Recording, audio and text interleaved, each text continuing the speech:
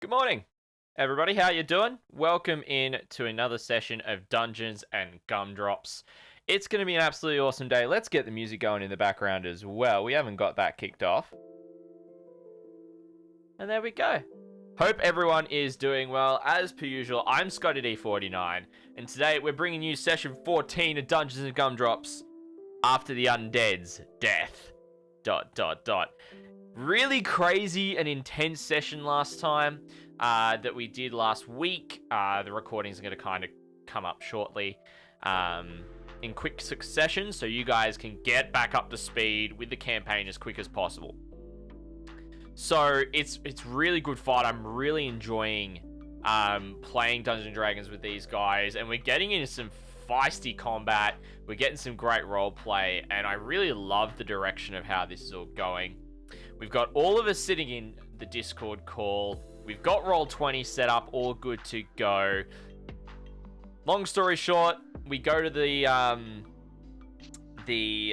I think it's the I can't remember the name of it. The Coffin Makers.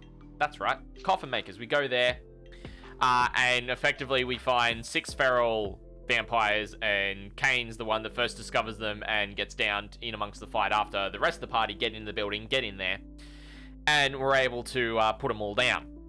And that's where we pick up with the rest of the party. It's great fun.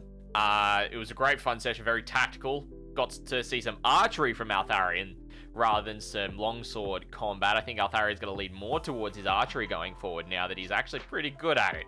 But yeah, hope you guys are enjoying these sessions. I'm having a lot of fun playing with them. If you do, feel free to drop a comment, like the video, also subscribe to the channel so you're able to see more content as well. We're going to jump in with the rest of the party and we'll see how everything's going. Just got delivered, and I'm so excited about it. Bailey's bag of dice. It's beautiful. Oh, nice. I sent you. Well, it's in general. You can all watch the TikTok. I had to get it. It was gray. It was in stock, and I was in fucking heaven, and I had to buy it. So I had it. It is here. New dice is always good. Yeah. With a nice purple D20. It's beautiful. I'm really trying to not download TikTok, but the amount of TikToks you guys are sending to the chat is making it really hard. So that is what my problem was. I only had TikTok for one reason, was to throw 2 follows out to my husband and to Pipeline when I needed it. I have since unfollowed Pipeline, and I only use it for this stuff. So it's fault. Honestly, it's a genius app. Like, everything about it is absolutely phenomenally that the browser genius. version wasn't so loud. Yeah. Yeah, and you can't turn it down. You can't turn it down. There's no volume control. There's a reason for that. It's because their devs are only doing work on the mobile version. The browser version hasn't been updated for 2 years. So, Sheesh. because the traffic they get on the browser version is literally 2%. 2%. It's nothing. So they're like, why would we invest money in it? Why is this stuck? That makes sense. That makes sense. Especially because the demographic for TikTok is generally it makes sense. I bitch about it, but I'm sure someone will have some kind of Chrome extension going, change your TikTok volume very soon. Not surprising. Yeah, I'm waiting for it. How's everyone doing? Doing good. How are you?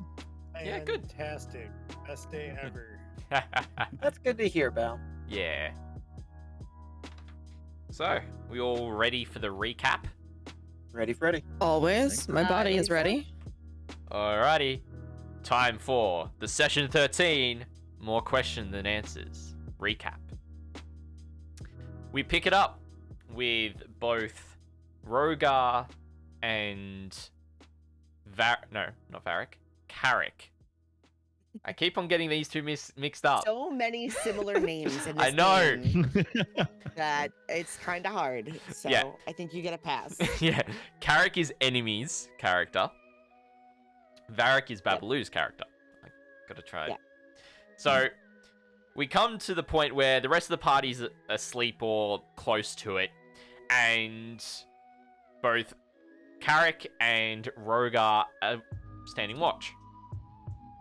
Now, it's at this point Rukhar sees a woman walk into the bar and sit down at one of the tables.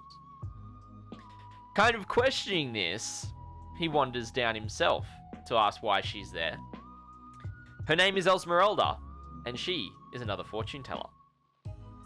She has tarot cards and she's just shuffling with them. And as they're kind of conversing, she puts the deck in front of Rukhar and asking him to split it. He does so. And then she deals out 5 cards from memory. And these cards were the Transmuter, the Healer, the Illusionist, the Ghost, and the Beast. And she shared what each of these cards meant for Rukhar. The Transmuter meant that going to a place of dizzying heights where the stone itself is alive. Knowledge of the ancients as well is present there. Now, these are from my notes. I'm sure Bird has got more in-depth notes on these as well. And so if I miss anything, even if Rukhar has got any additional info, feel free to jump in with that as well. For the Healer card, it's a powerful force for good and protection. Look to the west for a pool blessed by the white sun. The Illusionist, power and strength, weapon of vengeance. A man is not what he seems, and comes in a carnival wagon. In there is what we seek, a sword of sunlight. The Ghost sheds light on one who will help greatly against the darkness. Fallen Paladin from a fallen order in a dead dragon's lair. And the Beast, your enemy is a creature of darkness. Werewolf has a hatred of our enemy. Use her secret to her advantage. So with these various things, it kind of stumbles Rukhar a bit, being like, what's going on here? What have we got to do? So, as, Rokhar's watch ends, Altharion comes out, and as does, I believe, Drakax as well, takes watch. And they see nothing. Absolutely nothing. It was also at the end of Rokhar's encounter with Esmeralda that she disappears as well.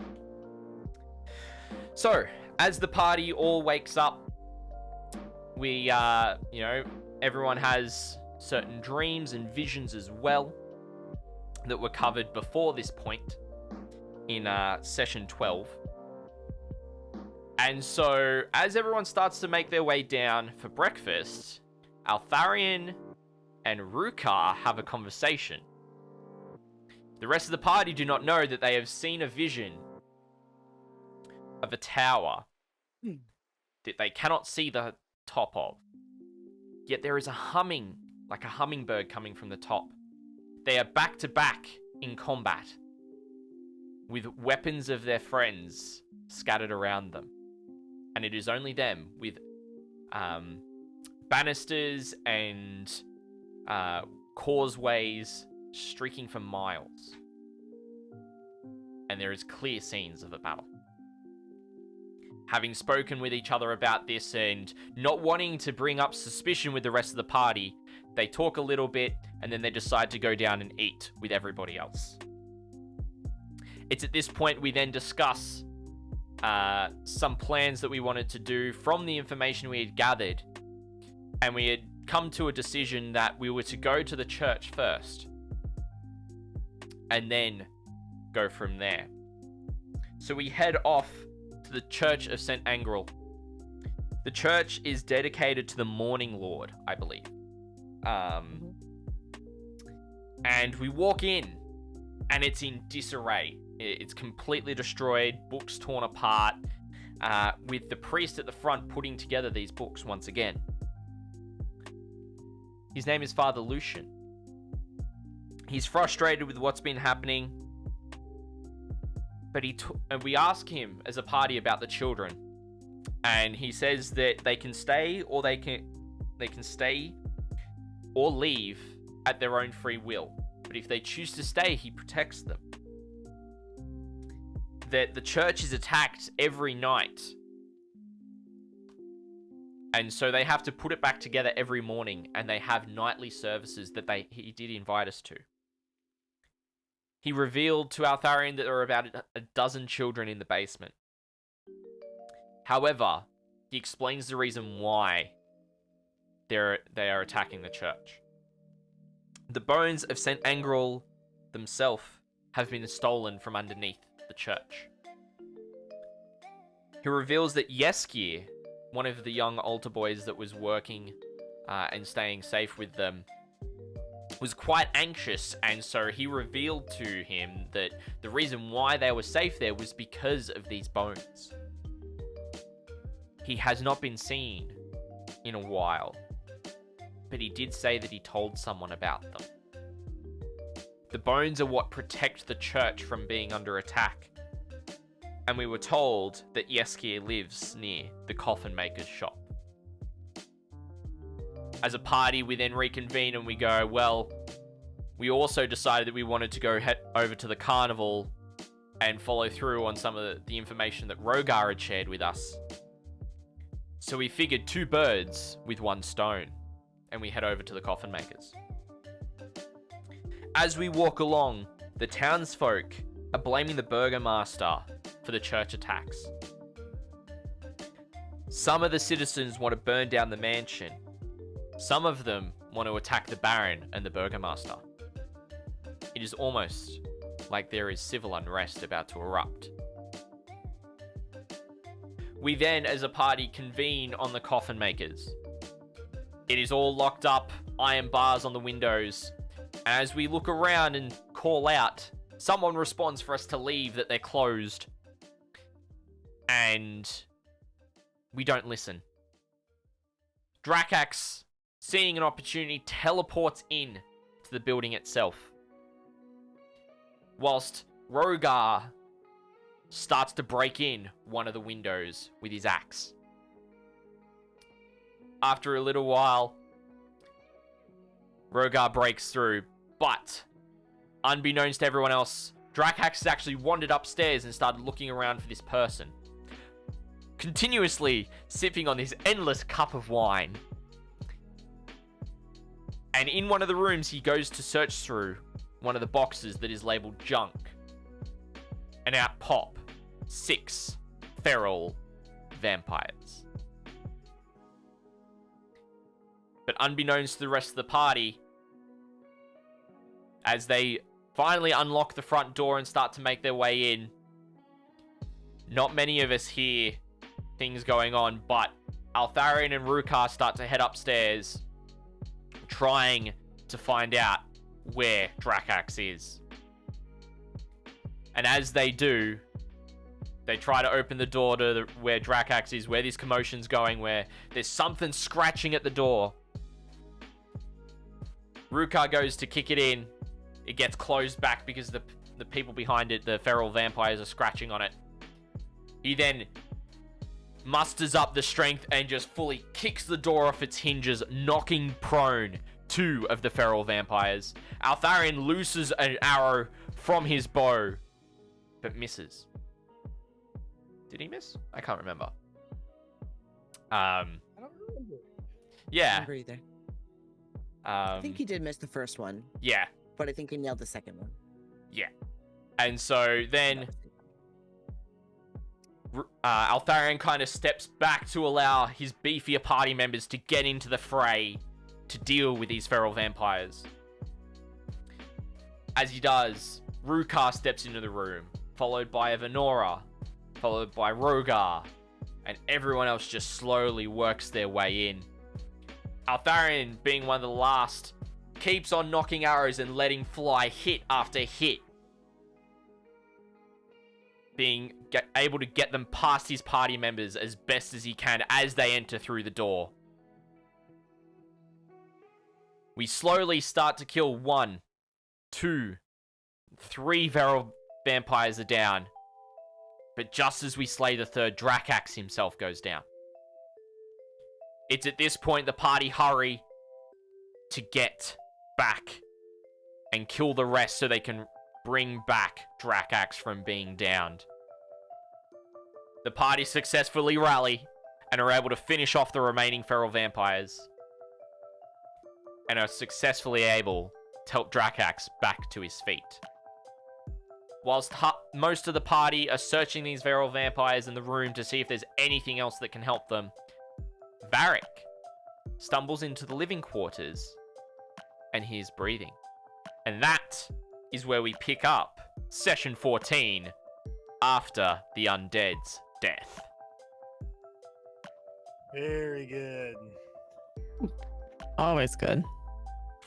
Love it. Tell you what, man, you do a really good job with these. I think listening to your recaps, I learned more about the episode than I did playing. Yeah.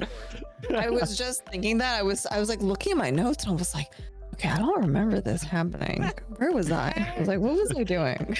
I missed something. It gets me like hyped back up and like ready to jump back into it. It's like, yeah, that's what was happening. Okay, we're good.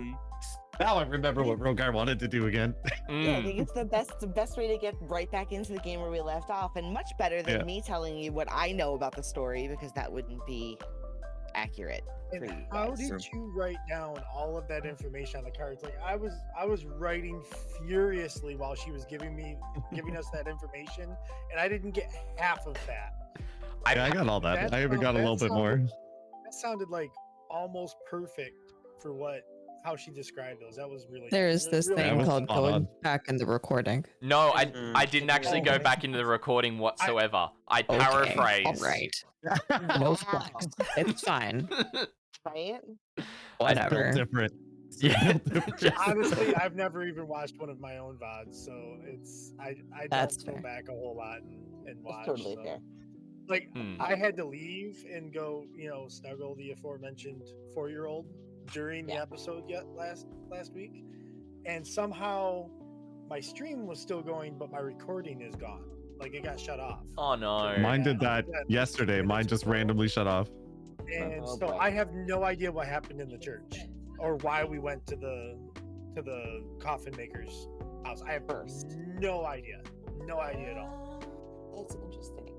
So I'll have to go back. I'll get caught up eventually. But yeah, it's just I came back into that and I'm like, why are we here? What's going on? Yeah. Wait a second. Yeah. But I'm willing to jump through a window and swing my sword and stuff. So that's all that really matters. Exactly. So yeah, that is the recap, and we now, I believe, we are going to pick up with Varric in the bedroom. Mm-hmm. Yeah. Whoa. What was that? Sorry, I dropped what I'm fidgeting with. Sorry. This is My bad. She's in fidget mode. I am always in fidget mode. Okay. I'm playing with my lipstick. I'm like spinning it in my hand with the table, but I smacked my XLR. So. That's totally fair because I play with chapstick, but I tap it. I don't spin it. I tap it constantly. If I had a pen, like a clicky pen, that I'd be doing.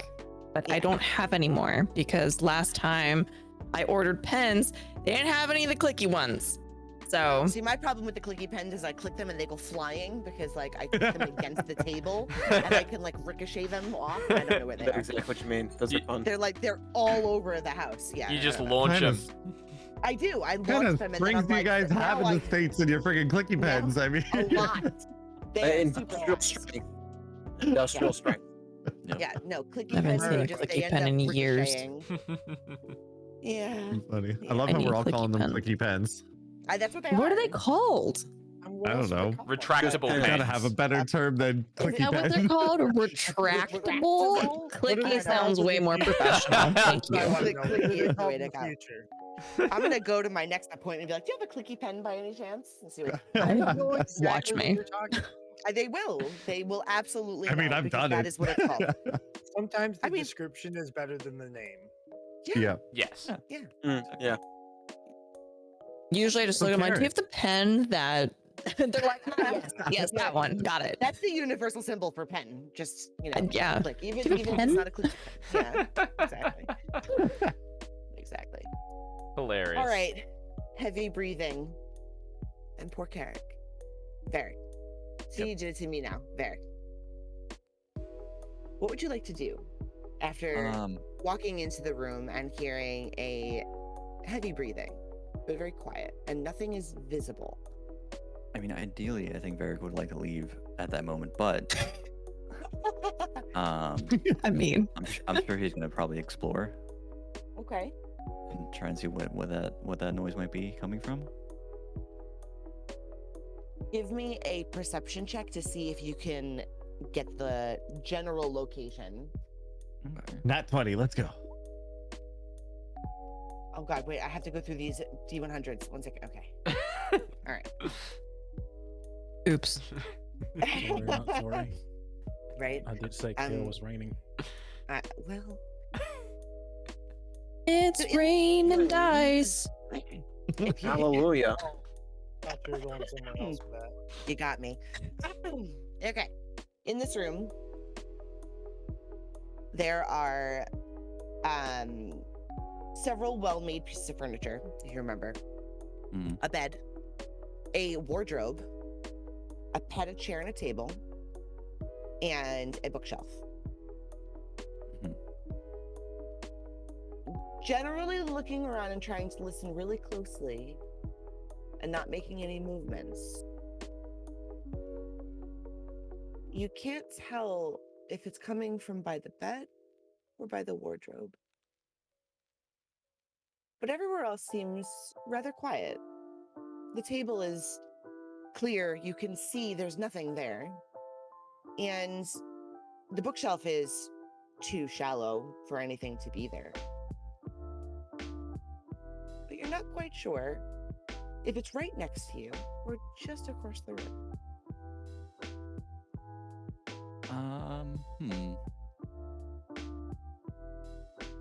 I think that might. Perfect. Could I use this? I have a candle and a tinderbox. Okay. What would you like to do with it? Light the room. Get some Yeah. visibility, maybe. You can, absolutely. It's not right, exactly. That's what I was expecting him to say. I forget he's not really part of the chaos crew. He's not really the chaos crew. Yeah, you absolutely can. It's dim, but it's not pitch black. Okay. All right. In the room. Most things are lit up around here with either one candle or sconces on the walls. It's pretty generally visible. Like you could see if a shadow was being cast. Okay. With just bare vision. Yeah. Okay.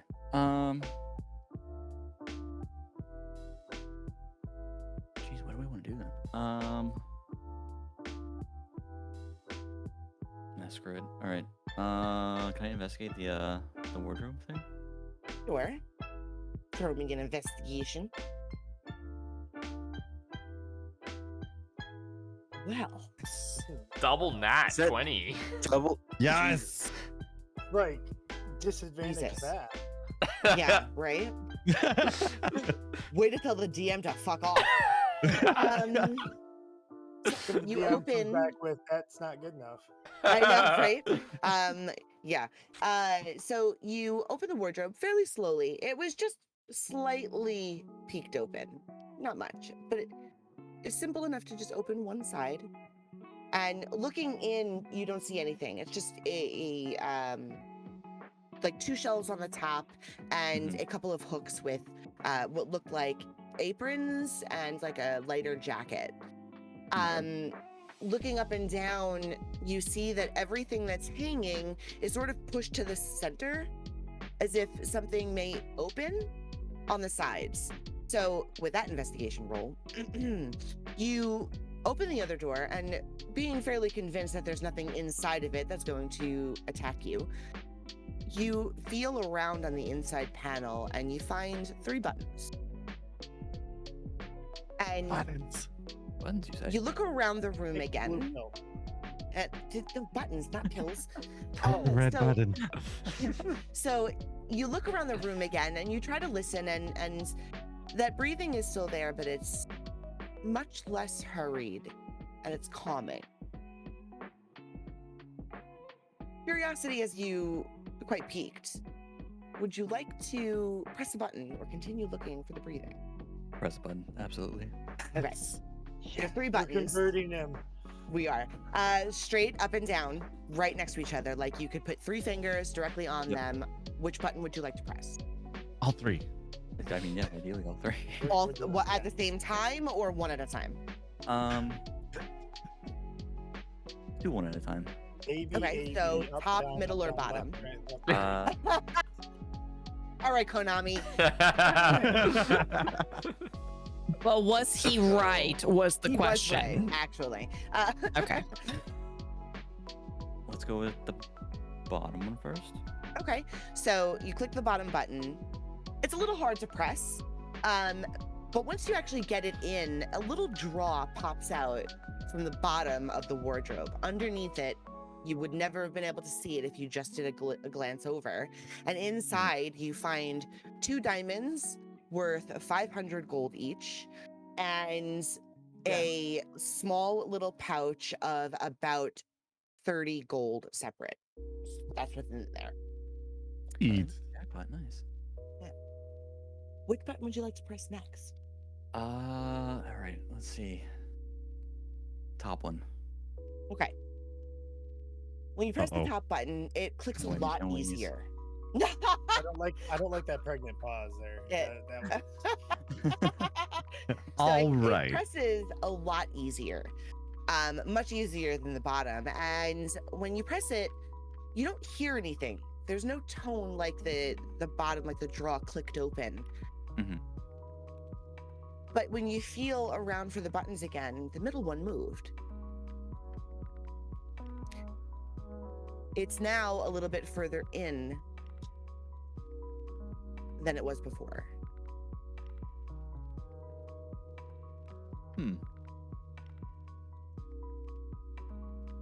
Interesting. I feel like something might explode. There's no ticking, there's no fuse, there's nothing you could hear. Okay. That's even worse. Minus that little breathing. That's calm now. It's calm now? Mm-hmm.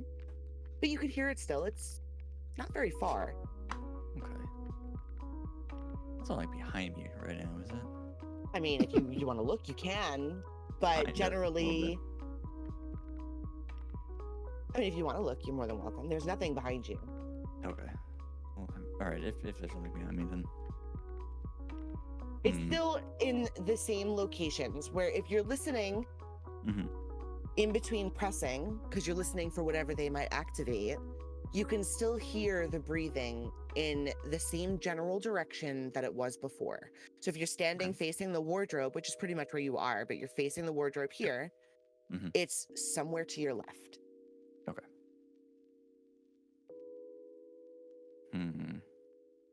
If I press the top button again, does anything else happen with the middle? The button moves back.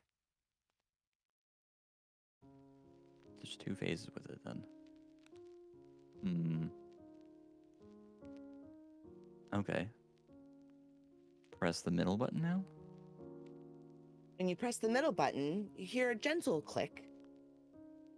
And the left side of the wardrobe opens and it folds in. And inside is a panel. And in that panel is stacks of what look like scriptures or books and scrolls, quite dusty.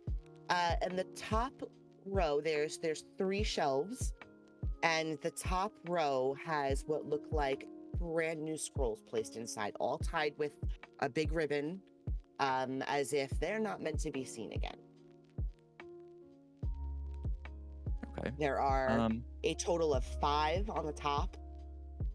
There are, from what you can tell through the dust, closer to 10 on the middle shelf.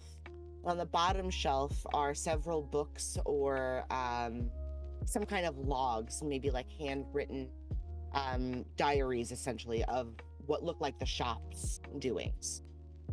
There's 3 or 4 of them. Okay. All right, so I think Varric will probably can Varric take all of that and then just leave? Yeah, absolutely. All right. I think he's gonna do that, and then meet up with the rest of the party and be like, "Hey, this is everything I found in a weird room after I wandered off." Just as FYI. I mean, I guess it's better than feral vampires. Yeah. How much money was in that money bag? 30 gold, I think. 30 gold? 30 gold and that's 2 diamonds. diamonds worth 500 each. Cool. Yeah. I got the diamonds, just not the amount of gold. And then Save those for later. also mention the breathing if anyone else wants to investigate, because Varric is not having it. I got Evanora's going in there then. Wait, If breathing? he Yeah, brings up, I'm like, noted.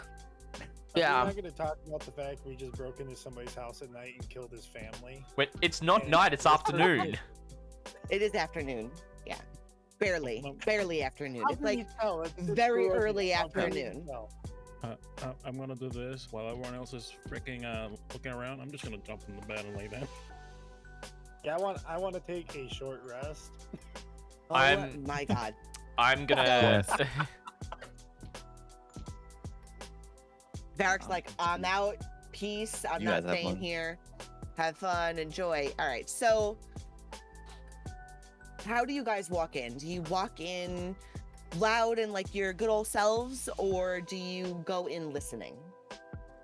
Altharion I walk go in in. cautiously. Yeah, I'd The go in song listening. Bad Boys Okay. in the background as we walk in. I'll go in behind Evanora. Okay. So you both are kind of going in listening. Rukhar kind of ran in there like track and jumped on the bed a couple times. Is that what's going on? Okay. So as you guys Snuggled walk with his in, tail over. yeah, fair. So as you guys walk in, you don't immediately hear anything.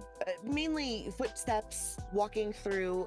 You've got some heavy footers, but you do see immediately to your right the wardrobe that is now looks like it was broken open, but there are things missing, and there's a weird compartment that's open in there, and you could see some I guess patterns in the dust on the shelves themselves that look like the stuff that Varric might have taken. And you see the small drawer open on underneath, popped out, empty. Okay. When Drac gets on the bed, you don't hear anything specific. But he feels like the bed doesn't sit correctly.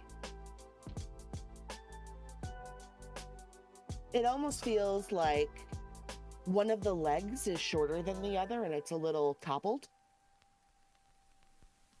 But when he stands up to check, it looks fine.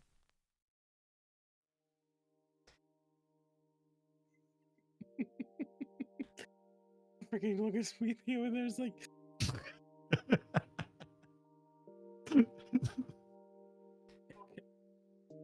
you know what? Can I just pick up the bed? I mean, you can do a strength check. I mean, I'm sitting on it, but sure. You can go for it. I love how Drax is like, I'm just gonna pick it up. I know. It's a bed. It's a heavy wooden Here, bed. there we go. Remember, you're dealing with a coffin maker. All this wood ain't used for nothing. I'll Yeah. participate. Really sturdy. Yeah. Really sturdy. I'll- All right. I'll come over here and help my dragon bro out too. My goodness, you guys. All right. Well, just some That's- strength rolls. You're just How picking do I up the roll bed. this? Why? Oh no! What are we I have doing? +5. What the hell? Yeah. Well. Wow. Well. Look at rolling. When you roll a Wait, 2, Hold on. The Out of- warlock is We Just- both rolled a 2. single people. Watch I Evanora need come up and for- just be like, So I was Right. like, Lily, just for seeing this. giggles. Let's. Yeah. oh my Okay. god. Yeah. Evanora Evanora's is kind of the watching boss you of two this like party. beefy ass guys like struggling, and she's just like, I'm gonna go sit in the chair and sulk a little bit. Altharion's the same. She absolutely. I left the room. I'm done. She absolutely looks at them as she's lifting it, and she was like, "It's in the legs, not in the back." Like, it's the amount of eye fact, contact I'm getting from Evanora right now. It's making me uncomfortable. And oh my god! In fact, both Rukhar and Rukhar are now. They threw their back out. Pretty much. Yeah, They're struggling a little bit. They're feeling the pain. Y'all pulled something. It might have just been your breakfast. I'm just saying. Just saying, you didn't have a very balanced meal. My arms were sore from slicing and dicing all the vampires, you know, like. Oh right, sure. Yeah, probably the wine you had too. Just a little bit. Oh, that wasn't me. That was him. I had some of the purple wine. You had the you purple did. wine. That's what you should be drinking. totally the Red Dragon Crush. That was the wrong. Right? Yeah, you need the Red Dragon Crush. So, you guys lift up the mattress, the bed, and the mattress kind of tumbles off a little bit and slides back behind. And there's nothing under the bed that you can see. It looks just like a dusty, dirty floor. And the first thought that everyone's thinking is this guy needs a maid because it's disgusting.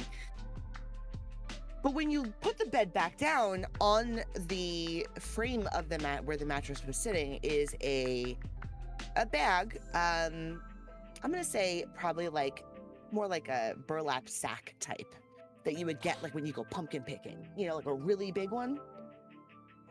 And it's knotted on one side, and on the top of it, stamped in like a reddish, looks like ink, is the symbol of Strahd. We're burning it. I mean, not burning it. What? Fun. Grab the bag and I toss it back to Altharion. You're the responsible one. Can I peek inside? Well, wait a second. Are you really picking it up and tossing it to Altharion? Yes. Athletics check. Uh-oh. The bag weighs quite a bit. Okay, so I love you threw your back out too. No, but when this is on principle, I'm not helping. Fuck you. It was on principle. So that's all. He goes to toss the bag, and the top that is knotted comes loose, and bones go flying across the floor. Bones. Ooh. All is left is an empty sack in his hand. Can we tell what kind of bones? How many? A full body's worth. Human? One full body? One full body's worth. Yes. Okay. Human. How old? Like, how big are the bones? Is this like child-sized bones? No, they're definitely an older male. You can't really tell anything super descriptive, but they do not look fresh. They are quite old. Really love that I'm eating while we're fighting bones. Yes. Great. Yes. Well, I mean, you are playing Curse of Strahd and having dinner every Friday. Helping the appetite. Yes. The elf pudding. Always with the elf pudding. So you said they're all. Are they all there? The scrolls that Barrick found. Yes. I did think about Well, that. it can't not be the coffee maker. Interesting. Altharion will kind of look at Drax and go, "Good one." And, Thank you. And we'll go, well, so we know what the symbol of Strahd looks like, correct? Yes. Yes. I can actually show it to you. I have an image of it somewhere. Great. I'll go, well, that's the symbol of Strahd. Maybe it is Strahd. We win. I'm cute. Very cute. No. And nAga, you're not even in the room. Come on. Oh, you're right. Sorry. Maybe it is Strahd. We win. That was easy. nAga, no. I think these bones potentially are someone who has gone against him previously. Or we put them in a bag with like his name on it, like basically like Yeah, he's like kill Strahd was somebody here. and was like, yeah, was like in their own blood. It's like I was here. It's me, Strahd. But remember, we are looking for bones. The bones of Saint Angrel. Oh yeah. Does this look that old? Do a medicine They're check. ancient. A what check? What check? A medicine check. Yes. Gladly. How do you? Son of a bitch. Not today. Yeah! There you go. These Not could feeling very definitely be medicinal the today. bones you're looking for. They are that old. When you So they pick could them be up, the bones. Okay. they feel gritty, like they've been sitting there for centuries. They feel old and heavy. These definitely could be them. In your mind, you just found them. Okay, so with that knowledge, I'm gonna turn to Rukhar. I'm gonna go, Rukhar, are you able to see if these are magical at all? Bird.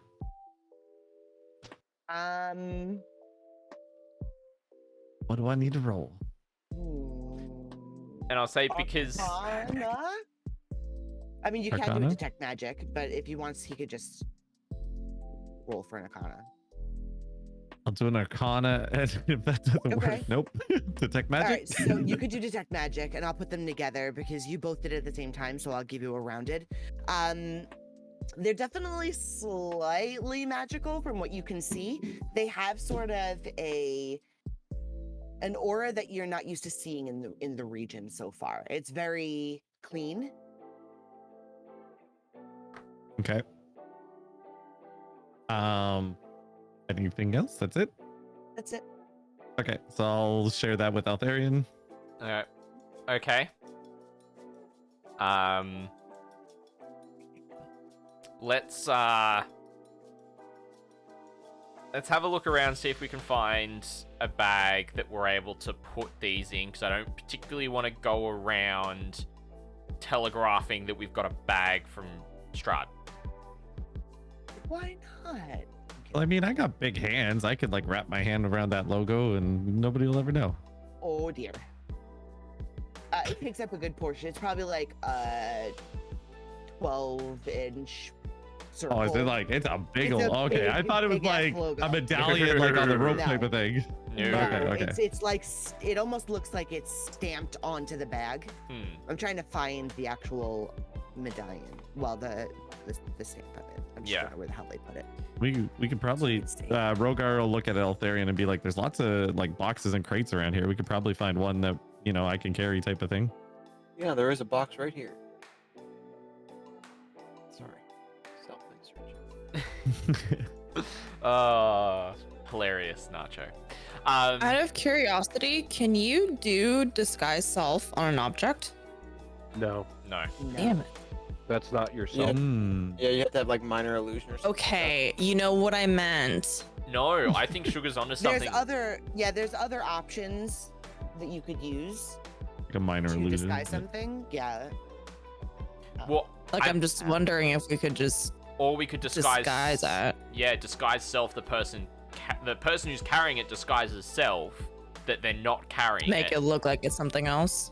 I don't know if the spell goes that detailed of hiding objects. That would be like you can fully change your appearance with disguise self.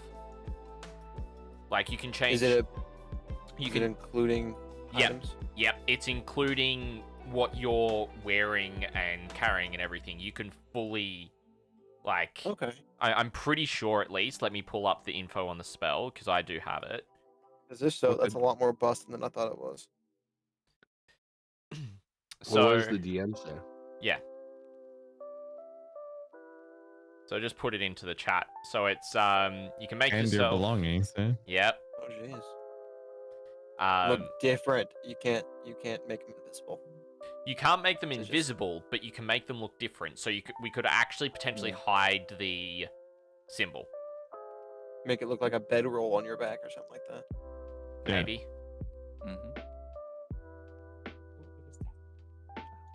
Or like a big bag of dicks.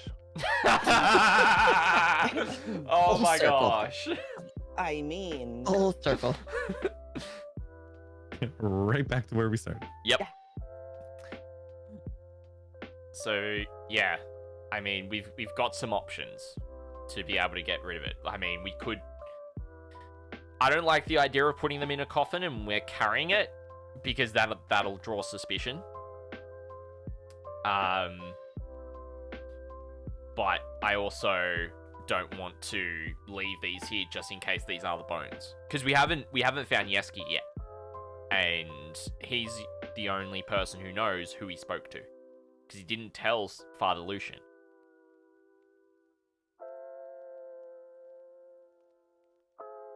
Rukhar will just like pick the bones up off the floor, put them back in the bag for now, and like grab them until we find something else in the room. Do I need to do a strength check to be able to pick up the bag? no, you should be fine. Okay. I'll go. How deep is that symbol on the bag itself? Is it just printed on one side, or is it like woven into it? You could give me an investigation check to check on. Okay. Yeah, and actually, nAga will actually offer to carry the bag for you, Rukhar, because I can still fight if I'm carrying a giant bag of bones, because I still have my head and my legs. Wait, he's just a walking weapon at this point. Yeah. Got it. Whereas for you, like pulling out your sword would be a little You would have difficult to while drop the holding a bag. bunch of It would bones. be an action. Yeah. Blah, yeah, that kind of logic. Okay. Okay. So Altharion, the most you just can to tell help, with this but it's is up to you. it's a symbol on a bag. Cool. You know, it's just there. You can't really tell how deep it goes. But it looks like a blackish red ink of sorts. Okay. If it's been inked onto it, because I'm effectively, what I'm trying to gain is whether if we turn the bag inside out, whether the symbol's going to be seen or not. Effectively is what I'm trying to ascertain here. And if it's been inked on, then it would still be visible. Okay. That's what I'm leaning towards with that. All right. Rukhar will give the bag to nAga, and then he's just gonna like come out of the room and he's gonna start looking around here to see if there's like a box or a bag. Like this box here looks pretty small, that he could effectively transfer the bones into. Yeah, you could definitely find a box small enough. Yeah. You could do that Okay. without a problem. Box would probably be better than a coffin. So I'll take the box and I'll bring it back and be like, I found this. I mean, if somebody asks us why we're what's in the coffin, we can just tell them that it was the last person that asked us what's in the coffin. Good one. But we have to take Oh, clues that Good if we want lord. that to work, because then we had to be like, we have another one. No, we just tell them there's plenty of room. We reduced it down to bones. And then open the coffin. Right. Absolutely. I reckon this. Is there any symbols or anything on the box? No, it's completely it's a nice wood. I mean, there's no symbols or anything. It looks like you just transferred things from floor to floor with it. It's a little dusty, a little dirty inside, but that's about it. All right. I reckon that's probably our best option. Is a smaller box with no markings, no nothing on it, and we can take it back to the church. Perfect. nAga will dump all the bones in the box. Okay. Fair. I also don't think we should take the bag. Actually, no, I think we should take the bag. Yeah, Sorry. yeah. Naga's going to like crumple it up into a smaller little package and stow it away. The reason why is if whoever finds out that we've been here, then sees that the bag's still here, they're going to know the bones are missing. Whereas if we take the bag, they're still going to know the bones are missing, but they won't have anything to kind of do any investigation with, right? Like, we've kind of taken all the evidence with us. Yeah, we'll go with that. Other Yeah. than on the dragon blood in the corner. Yeah. Cool. Altharion will turn to Drakax and go, do you want some more patching up, or do you reckon you'll be okay for the minute? I'll be fine. Okay. I'll be good. Don't worry about it. Okay. By the way, Bird. Yeah? How does my clothing look? How fucked up am I with all the clawing and biting? I mean, you're pretty toast, I would say. You might want to, fix it a little bit. Shouldn't be too bad, though. You're saying I got a bunch of like rips and tears and You got some holes? tears, yeah, nothing too crazy, but there's some tearing, some dirt-ish marks, blood marks, but nothing that couldn't be fixed, per se. Okay. Unlike my health, I'm just gonna start patting all the holes and fixing them using mending. Fair. I care more about my looks than my health. Such a vain little man. Big Fair man. enough. You're pretty large. I reckon we move out then. Like, let's get out of here. Rokhar's gonna sort of look around and be like, didn't Carric say, or was it Barrick say that there was breathing like coming from this room though, and sort of like try to listen to see if we could hear the breathing now that we have the bones? Might be a good idea. Yeah. Exactly where everyone's standing, you all go silent. And everyone just listens really hard. You're all hearing your own breath. So there's a collective. And when you do that, you hear, what sounds like footsteps? And a slight heave, like a, and outside the window, Evanora catches a little man running out the back.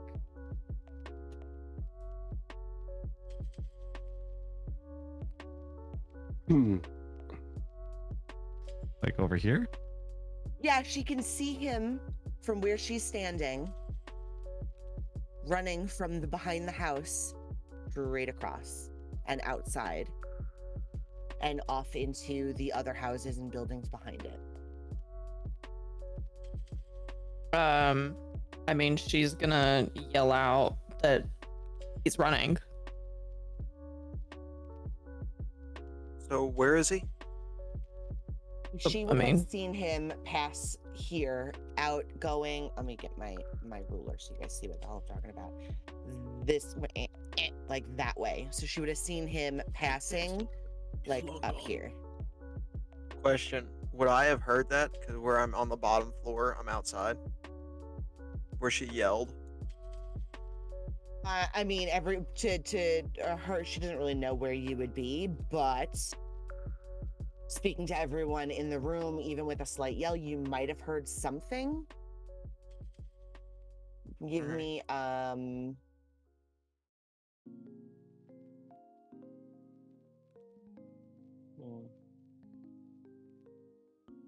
insight. Let me see if you're paying attention. No, you hear her saying something, but there's been so much talking that it's not really anything that you're too concerned with. And there's no windows by where you would be if you were downstairs.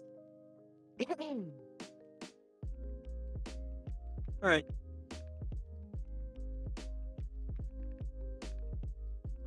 I'll go, okay, let's just book it. Let's get out of here. Like, if they're running off to get the guards or whatever, we do not want to be here when he gets back. Yeah. Okay. Rukhar will be sort of like under his breath. He'll be like, "Or do we?" But he won't do anything, and he'll just sort of walk out. Yeah, Altharion's already starting to make his way out.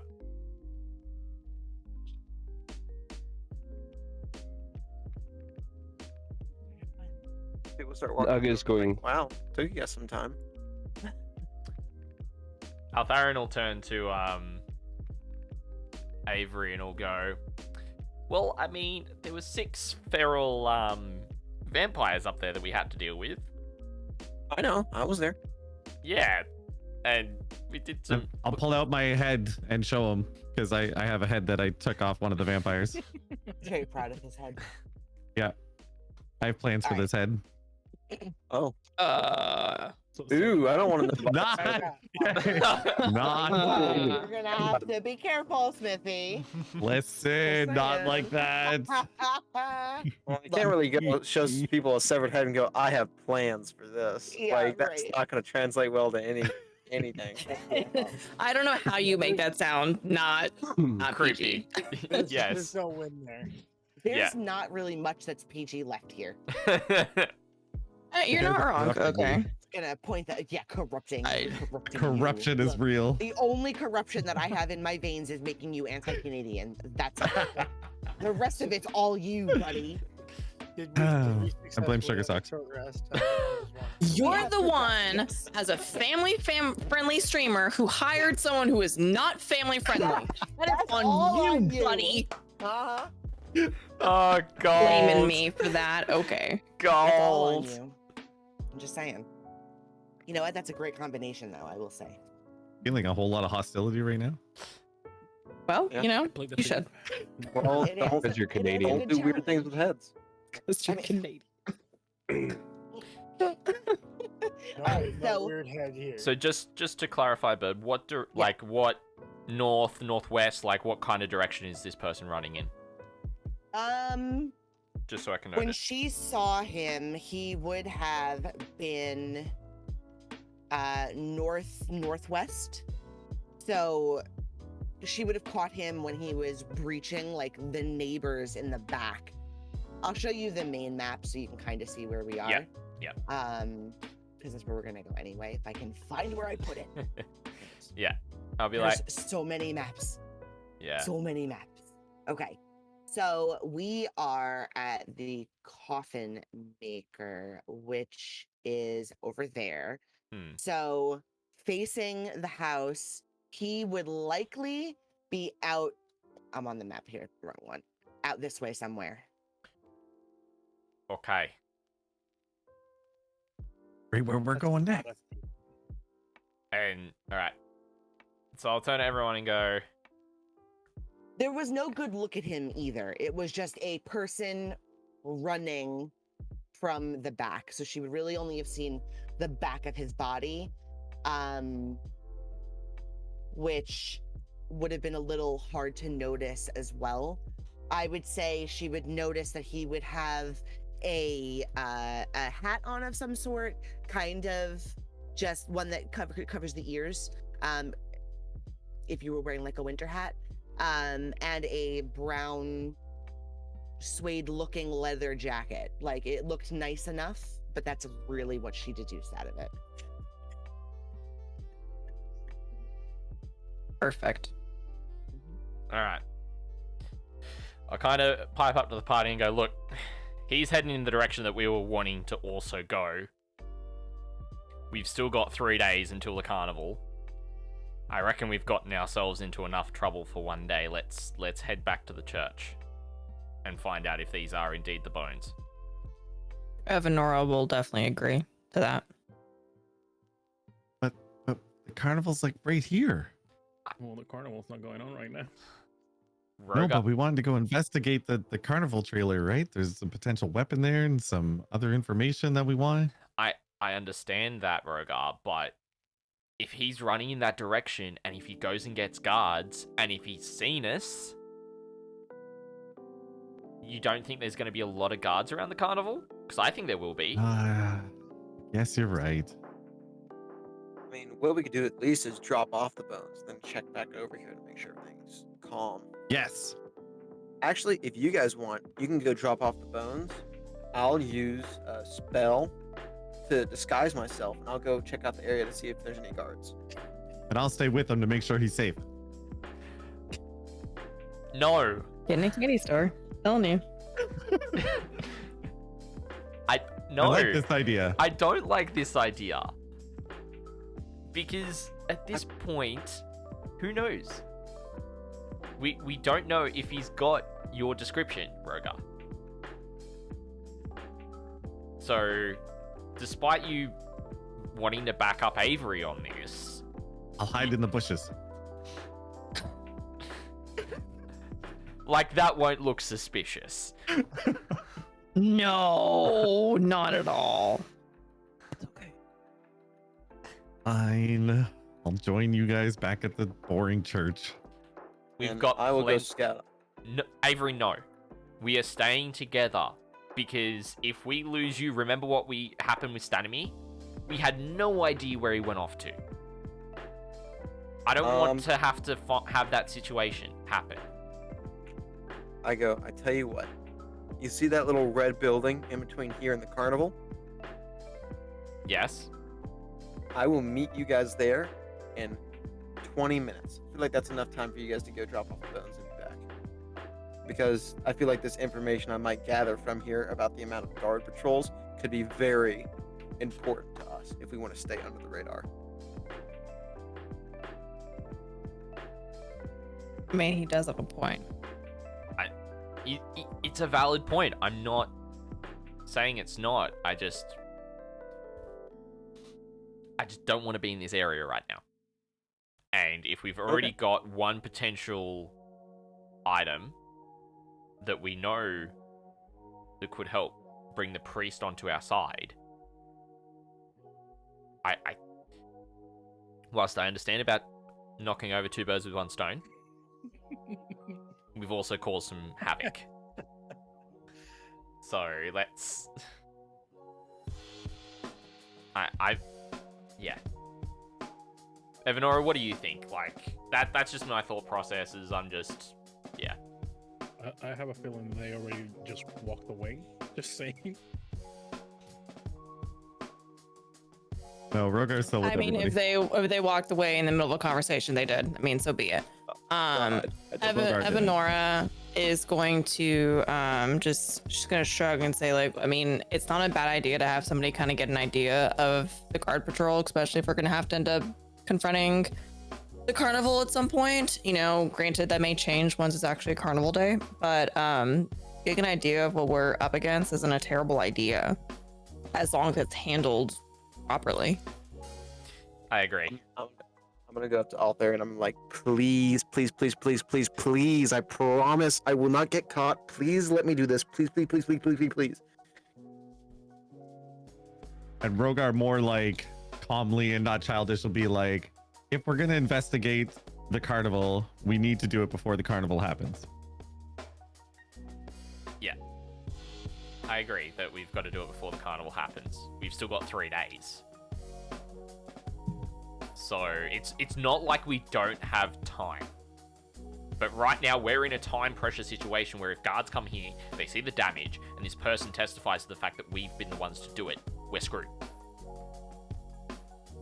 Rukhar agrees.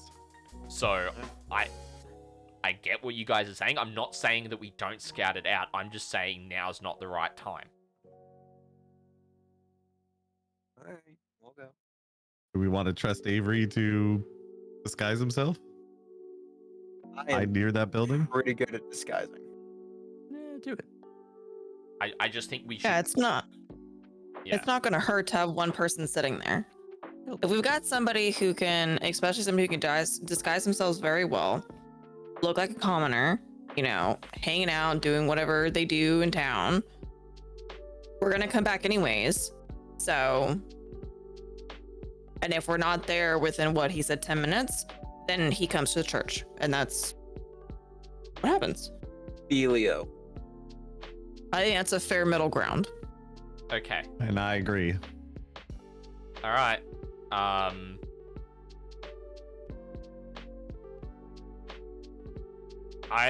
not particularly comfortable like splitting the party, but you guys do have a point.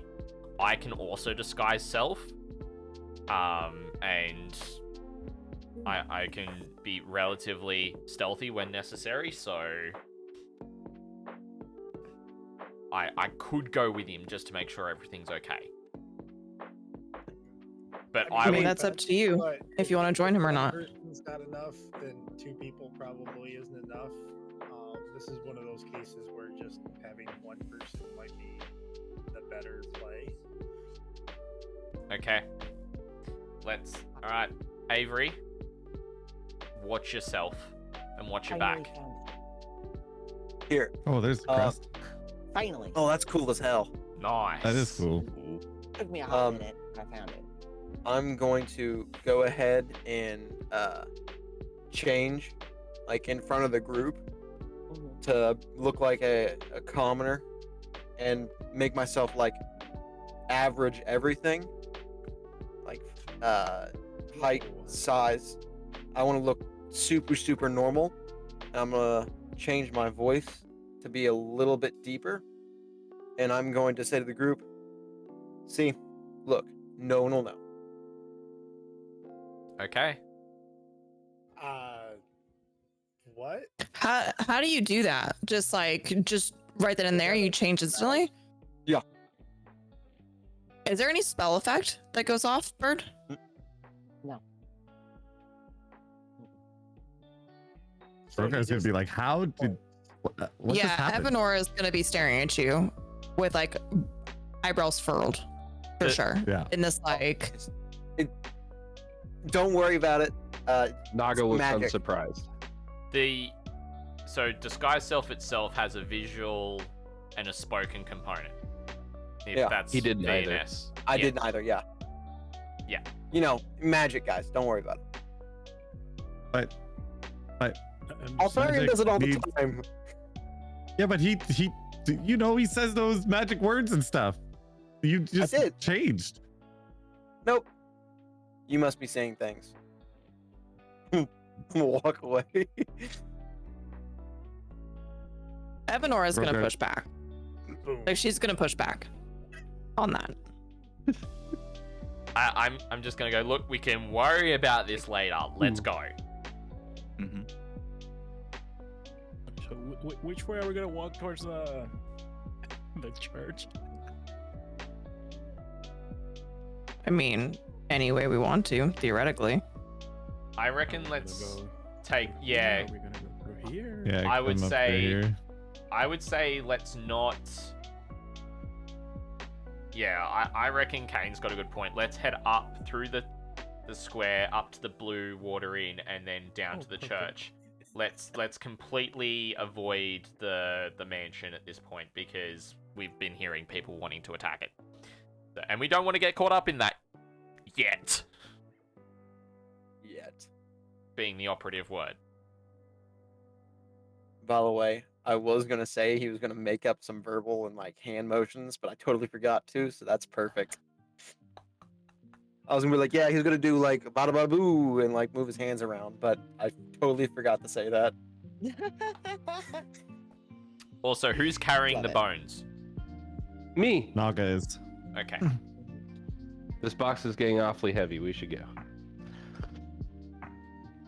We help. Rukhar will look at nAga and be like, "Do you want me to take it?" No. I'm good. All right. Like I said, I want to be able to. I want to be sure you can use your sword. I Got can it, kick got it, stuff. It'll okay. be fine. Firstly, Just I'm kick gonna stuff. go back over here with you guys so we can re-enter minus Avery because he is not here. Put him over there. for Get now. out of here, Avery. Avery was never heard from again. Die. This is gonna be Alright. one time. It's really been a bad idea to split up the party. I'm gonna die. So, you guys get back to the church, and things are looking, for lack of better pictures, a bit better. The boys and Father Lucian cleaned up quite a bit. The pews are still in shambles. However, The flakes and pieces of wood that were all scattered across the floor are picked up. And it's looking a little bit more like a church than it did before. And you hear mumbling, around back behind the church. And when you enter the church, you hear general chatter. There's a few extra people around. Let me just pull it back up again. Okay. I'm gonna wait outside. Fair. Rukhar is essentially escorting nAga. It's fair. It's fair. The farther away from the Initially- church, the better. Yeah. Initially, when you're looking around, you see. Give me 2 seconds, because I'm actually gonna do a thing.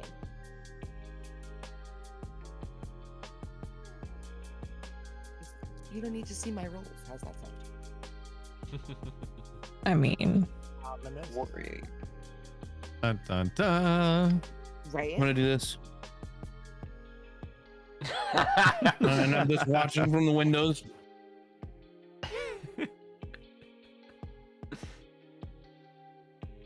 You see about 24 people sitting around inside the church talking.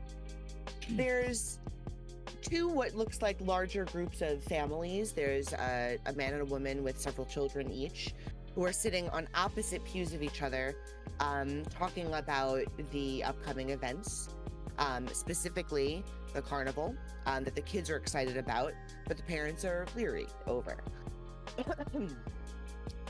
And then you see a bunch of what looks like late teen, early adults, group of children essentially sitting and talking.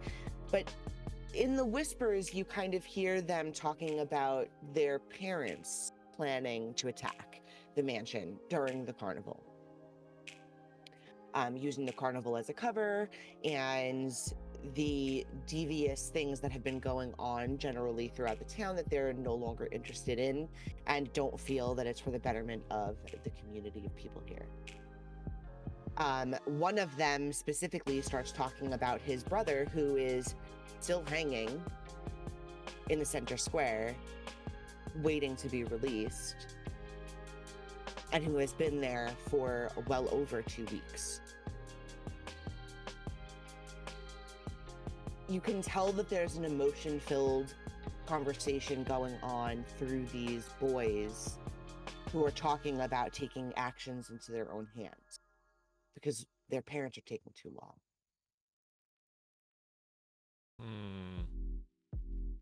Father Lucian is pretty much where you left him. He's sitting in his room. He's checking over his scriptures. He's getting ready for the next sermon, which, like he said, take place every single night, where everyone groups together. And by the looks of it, they're starting to accumulate. Okay. What would you guys like to do? I'd like to carefully, well, not carefully, like normally walk up to the room that Altharion was talking with Father Lucian and just knock on the door and just go, Father Lucian, it's Altharion from this morning. Who are you, my boy? Did you find any news? Potentially.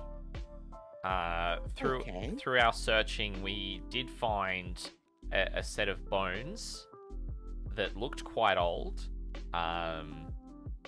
and they were in a bag that had the crest of Strahd on it, and we were not 100% certain if these could be the bones. We weren't able to find Yeskir as of yet, but we thought it would be best to bring them to you, and you might be able to tell us whether they are or not. If not, then we can continue searching for them, but if they are, then we've come to you straight away with them. Beautiful. Do you have them with you? You can give them to me. Yes. One of my fellow party members has got them outside. I would just go grab them. You got it. I will be here waiting. And you can see he starts clearing off his desk fairly quickly, and pulling out what looks like different vials of potions and some scrolls, and he's fiddling through a bunch of things, getting ready to inspect. So Altharion will head outside, and I'll turn to Naga. No, Naga, are you able to come inside with the bones, please?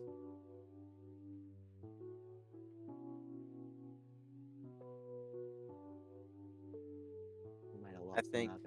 Yeah. Yeah. Both Naga and Sugar are MIA. Gone. not. Yeah. They might be attending to children. Yes. It could be parent things. Yeah. For Rogar, better Rogar or will just worse, sort of look over at Naga and grab the bones from him Perfect. and head inside. Yeah, for better or worse, we'll grab him. When you guys get back inside and you come in, Father Lucian starts tapping the table and looking very excited. He looks flushed, like he hasn't seen the sun in forever, and he finally got a sunburn. He's excited. He's almost jittery and shaky. And when you put the bones down, he immediately opens the box, almost just tossing the top to the side. And he starts fiddling through them, and he picks up one of the larger bones, and ever so gently kind of brushes his hand over the top of what looks like maybe the longest part of the femur bone. And when he does that, a little piece, no bigger than, say, a coin, glows, and inside of it is a small indentation of what looks like a cross with a sun behind it. He takes it, and he doesn't totally, but he definitely looks like he did, kisses the bone, puts it back, looks at you both, gives you one of those, I'm gonna grab you and hug you as tight as I can to my body, and you both look horrified and a little like, I don't know what's going on here. He opens up 2 scrolls, and he starts to whisper and wave his hands over the top of the box. And when he's done, he looks at both of you and he goes, it is time. Before you even look anywhere else, the bones are gone. The box is still sitting there, and Father Lucian is just happy and ready. He puts his hands together in front of you and goes, you don't know what you've just done for the entire time. Thank you. Rogar's gonna look at Altharion and be like, what did we just do type of look? Yeah, I'll turn to Father Lucian and go, can you elaborate a little bit more for us? They needed to be corrected. The bones are, let's just say they're blessed in a specific way. But when they fall into hands that do not belong to them, they can be cursed. So I re-blessed them with the proper spells, and they have returned to their safekeeping. So these were indeed the bones then? You absolutely found my bones. I'm glad Rogar's gonna look... Oops, sorry. I was just gonna say, I'm glad that we could be of service. You've done the children of this town a very huge service, and I will forever be indebted. If there's anything you need, just stop by. We shall. Rogar's gonna quickly just look at him and be like, hopefully you put them in a different place this time. They're definitely safer than they were before, thank you. I definitely have done that, yes. Just for your own notes, Altharion, you now have a level 14 cleric on your side if you ever need anything in this area. Nice. Sweet! Love making allies. You have to make allies, yes. With that, he kind of looks at you both, shakes both of your shoulders again, and almost runs out of the room and into the main church area, where he starts stopping by each family or each group of people and telling them that the church is blessed again, and that the new festivities will start tomorrow in the evening. When he turns back and he heads back up to the altar at the front, he starts praying over the table, and things start to take shape again. The pieces of the windows and of the stained glass start to reform. The wooden pews seem to reestablish themselves, and the stonework that seemed a little damaged and or chipped away starts to look like it repairs itself a bit. You can see some of the children getting really excited, and they're starting to play with the parts of the pews that were broken that are no longer broken, and the parents look relieved. But there's still that group of boys that look a little mischievous in the corner.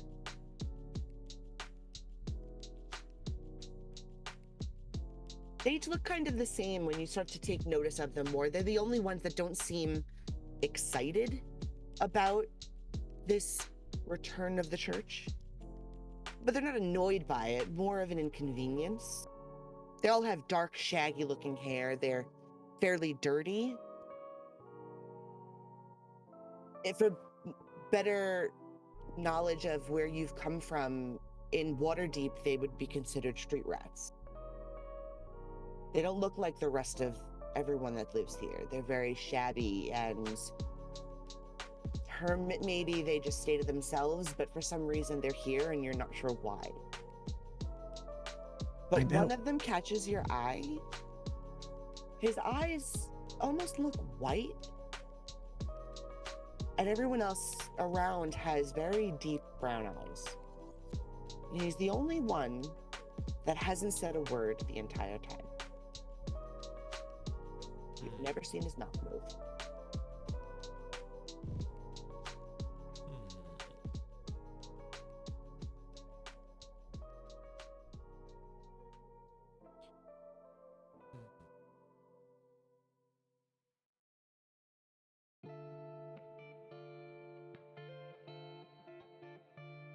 While we're still waiting for them to return, I'm gonna go to nAga, to Avery. Hello. Avery's all by himself. Yeah. All right, let's put everybody back on the main map just so we can see what we're doing. Okay. You are where? Let me zoom in because I'm so far zoomed out, it's stupid. Okay. Perfect. So you're standing essentially just outside the edge of the stockyard where the carnival is set. Is that, am I correct on that? Yeah. Okay. Cool. Let me get to my location so I can give you a nice little sound about what it is. As you get to that area, it's a pretty large stockyard. There's several locked up sheds right along the periphery, so everything seems pretty gated. There's a very large warehouse that sort of centers the location at the front gates. At the south end of the stockyard is the carnival wagon. It's peeling, it's faded, it looks really old, and across the top it says Rictavio's Carnival of Wonders. And there's a heavy, heavy padlock on the door. All right. I'm gonna start making my way towards the caravan wagon. Okay. Yeah, I just want to check around to see how many, like, is carny the right word? Yeah, that's fine for me. How many carnies are around? Okay, so do a perception check. I'm gonna give you full stealth right now, just for your own benefit, since I'm using stealth in a different sense. Yeah. Yeah. So it's a what? Investigation? Do perception. Perception? Whichever one you want. It doesn't matter. Whatever you're better at. Okay. Ooh. From what you can see walking around the main area of where the carnival wagon is set, there's 3 guards that you can tell are guards, and probably from just a basic head count, more than 20 carnies just walking in the general area to 2 or 3 different little shacks that have been set up. You can tell that they're very temporary and probably don't stay there. They take them with them. The main warehouse is guarded at the front and side door that you can see by 2 guards each. They're pretty far away considering where the carnival wagon is, but they can see it.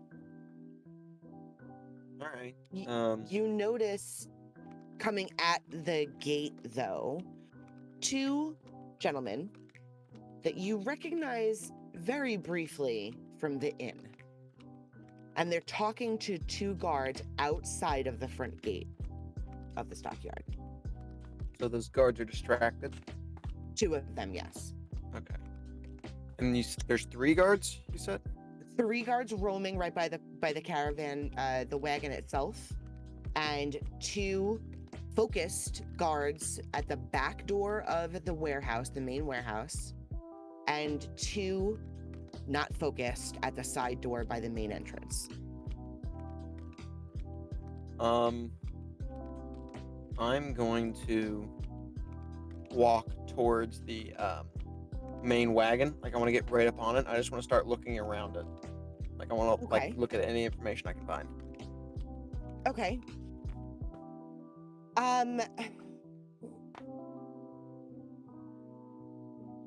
Okay. So you start to walk on the shadow side of the wagon, where you don't really see too many people, and anybody else that you did notice before was either looking in another direction or entering another one of the tents, possibly one of the what look like storage units of sorts, like little cabins of sorts that look all nice and locked up tight. There's what looks like smeared and dripping red paint on the sides of the wagon itself, kind of by the back door where the padlock is. Right. That's worrying. But can I check the padlock? I want to see like how strong of a padlock it is. I know you said it was big, but that doesn't tell me like if it's like rusted as crap and I could just breathe on it wrong and it'd fall apart, or if it's like a brand basic investigation with the 20 that you previously rolled. It's fairly new, but it looks like it's like a 2 to 3 part padlock, that it's not just one person is needed to open it. Okay. I'm going to put my ear up against the side of the wagon, and I want to see if I can hear anybody inside. When you get to the point where your ear physically touches the wagon, you hear a low snarl. It's deep, but it's muffled. And you hear some scraping metal.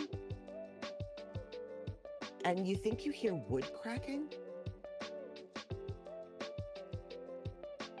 When you're standing there and you're listening to this, and it doesn't sound very, very close, but you still hear that heavy breathing and deep snarling, you look down just below where the padlock is, at the bottom of the, I guess, ledge of the wagon itself, where you would step up to, and it says, "I bring you from shadow to light," engraved into the bottom. Is there any windows? Mm-mm. None. Nothing. Nope. Let me check something. Let me check my inventory for something. If there is something, I want to use it. Okay. I want to take my dagger that I have, and I want to sort of twist it into the wood to either try to like kind of pry apart 2 planks, or it's kind of like, if I can't do that, I want to try to take it to try to drill a hole into the wood. Okay. What is your aim for it? I want to try to get a view inside. You want to see inside. Okay. Yes.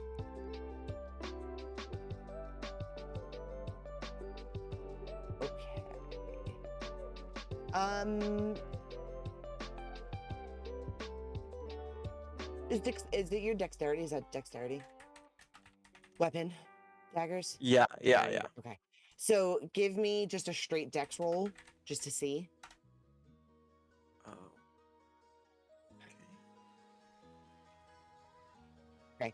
So you start to drill into the side of it a little bit. The planks seem pretty held down by the metal, so it's easier to just make a hole between two of the planks. Mm-hmm. And you start to drill in, and you're moving very quietly and very slowly, and you're making nice big wedges into the wood.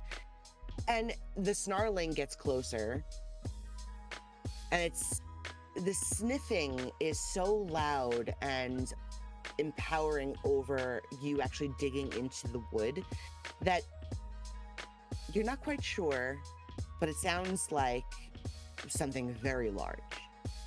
And it's sniffing through the wood at you. You start to get a little bit deeper, and when you think that you can pop through a little bit with the very tip of the dagger, and you do, you hear what sounds like a small yelp and a growl that shakes the entire wagon.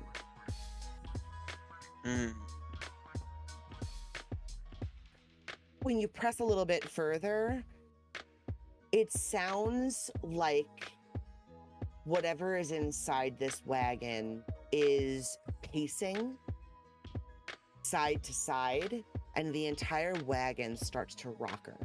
So where it's pacing, can I tell if it is a bipedal or a quadpedal? By listening, it's definitely quad. Got it.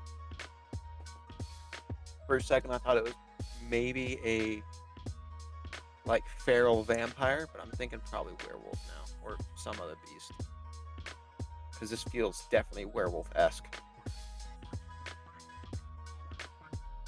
but probably not.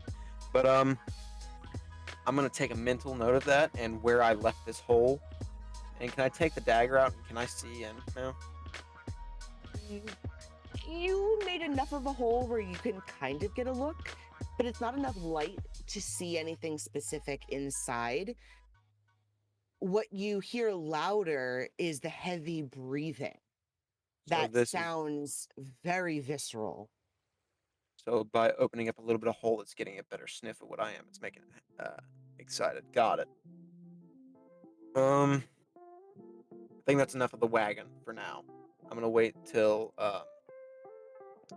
Rukhar gets back, because I know he wanted to go in here, but now I have more information to present the party. So I'm going to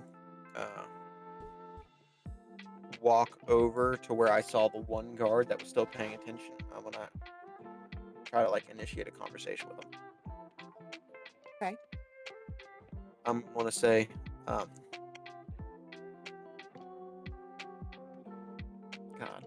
I'm trying to think of something to say. You guys are starting to make your way back at this point.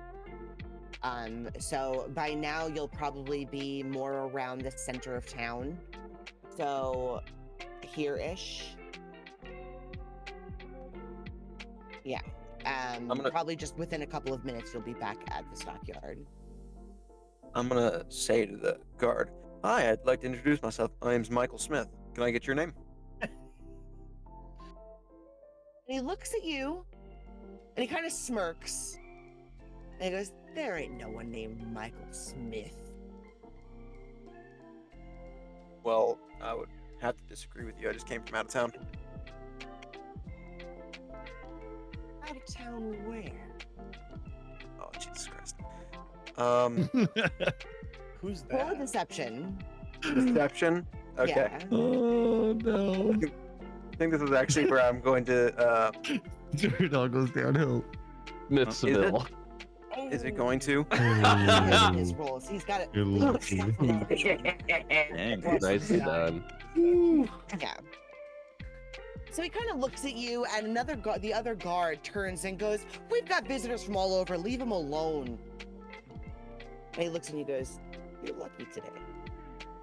Yeah, I'm actually a carpenter, and I was around town looking for work, and I noticed that you have that wagon over there. It's kind of falling apart. I was wondering, like, if you guys would need someone to work on it, because I'd like to offer my skills up for that. You'll have to talk to Octavia for that, not me. Where's and he Rictavio points at? at the stockyard at the warehouse, and he goes, "He's inside." All right. So who am I looking for? What does he look like? Clown. And he chuckles and he kind of just walks away from you at that point. Got it. All right. So I feel like now my 10 minutes is probably up, and they're probably going to be back there any second. Yeah, So they should be back there any second. So I'm going to go back here, and I'm going to go back around here, and I'm going to turn. I'm going to make sure nobody's watching me, and I'm going to turn back into Avery. Okay.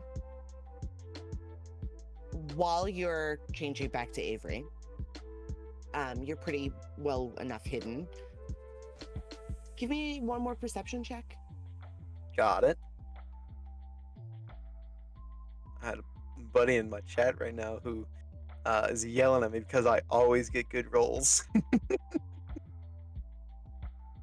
Okay. So Not that time. as you're not that time. So as you're standing there, you're changing back.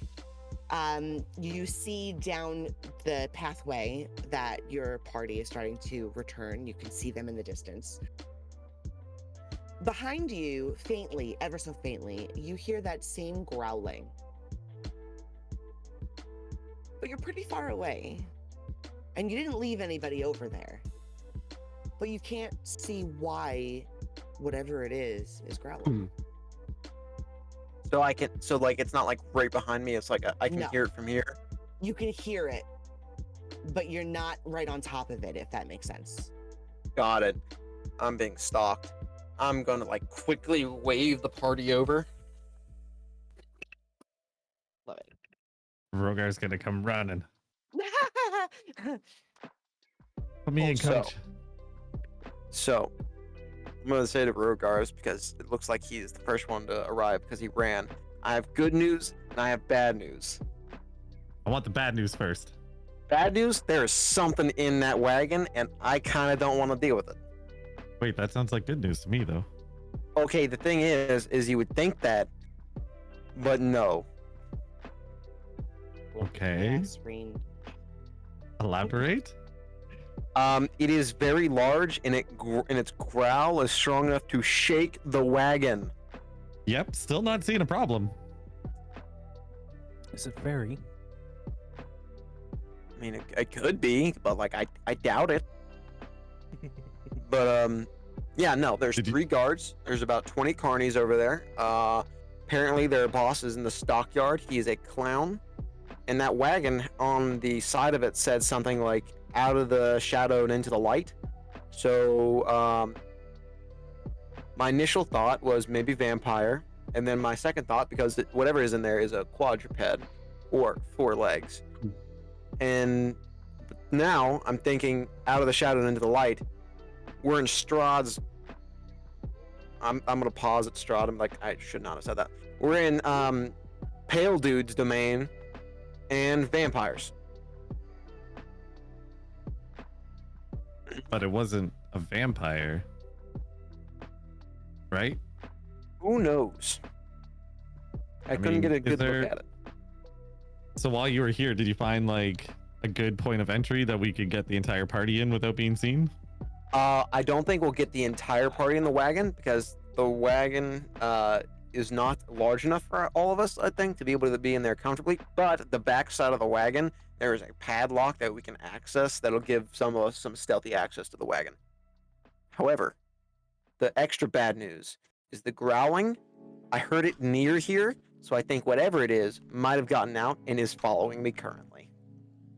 So Rukhar sort of smirks, and then he goes to like the edge of the building and peeks around the corner. Okay. Does he see anything? Roll a perception. I'm eating, don't mind me.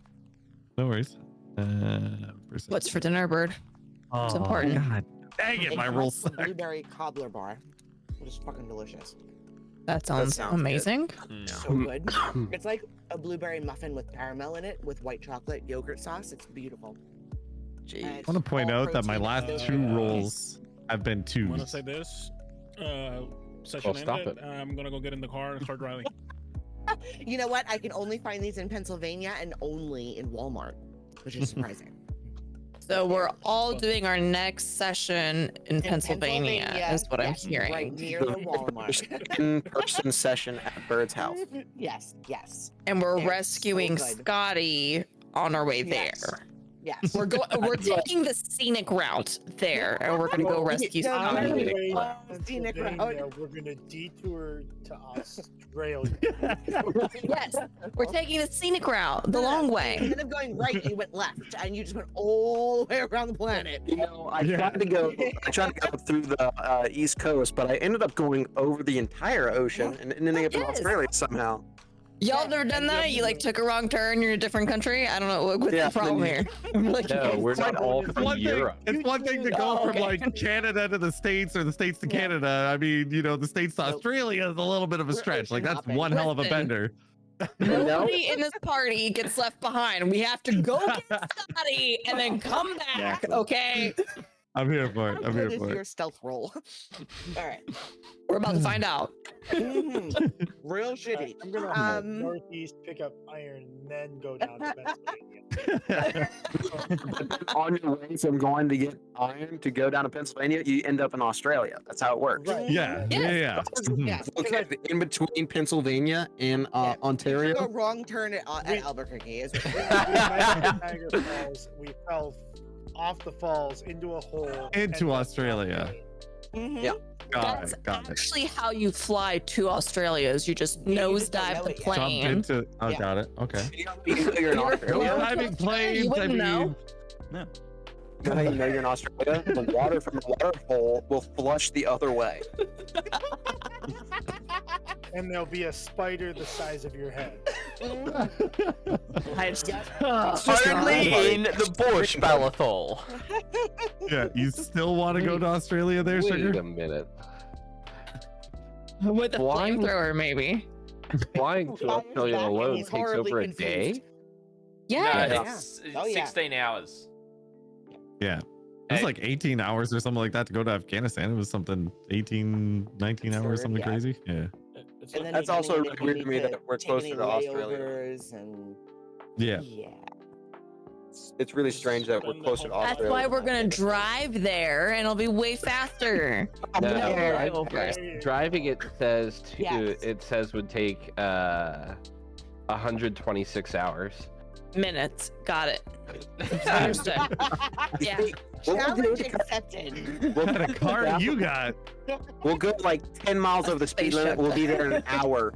Alrighty, Tim. I'm gonna take a quick We- fire break. I'll be right back. One of those Flying. cars that flops the wheels out and it becomes like a little float. That's what she's got. Yes. Well, Oh, this is I'm saying you would drive to a ferry stop and then take a ferry. the Scared whole Scotty way away over there. now. Speaking Oh, of well, the that, ferry would take He absolutely just forever. wants to That's go why. pack. He's expecting us to Yeah, be there. yeah. Yeah, he's hacking. Guys, we're missing He's the like, Oh, shit, you said 2 hours? Hold on.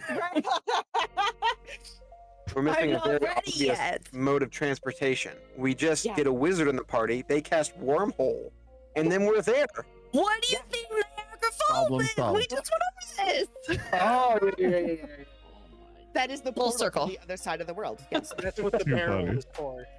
Mhm. That's why Yeah. people try to go down in barrels to Niagara Falls because it takes you to Absolutely. Australia. It's way Yeah, like- cheaper. Hold up. If the Niagara Falls is the portal to get to the other side of the world, what the hell is the Bermuda Triangle? You don't want it. We don't talk about That's- the Bermuda That's the Triangle. demiplane that you don't want to talk about, okay? Yeah, I was like, we don't talk about that. That's how you end up. That's where Lost was filmed. Yeah, that's how Let's you be end clear. up in Barovia. All right. Exactly. Yeah. You see, Yeah. that's the trade-off with the Niagara wormhole. It's either you end up in Australia, or there's like a 10% chance you just end up in the middle of Bermuda. Like Yeah. it's I believe that, actually. I believe that. Yeah, it takes a Oh, couple of okay. deck saves too. Just letting you know. Get your deck Yeah, saves. the reason why I was confused is because Google is saying it would Alrighty, take I'm back, Tim. 28 plus hours to get there. And I was like, that's a long time Why? to be on a plane.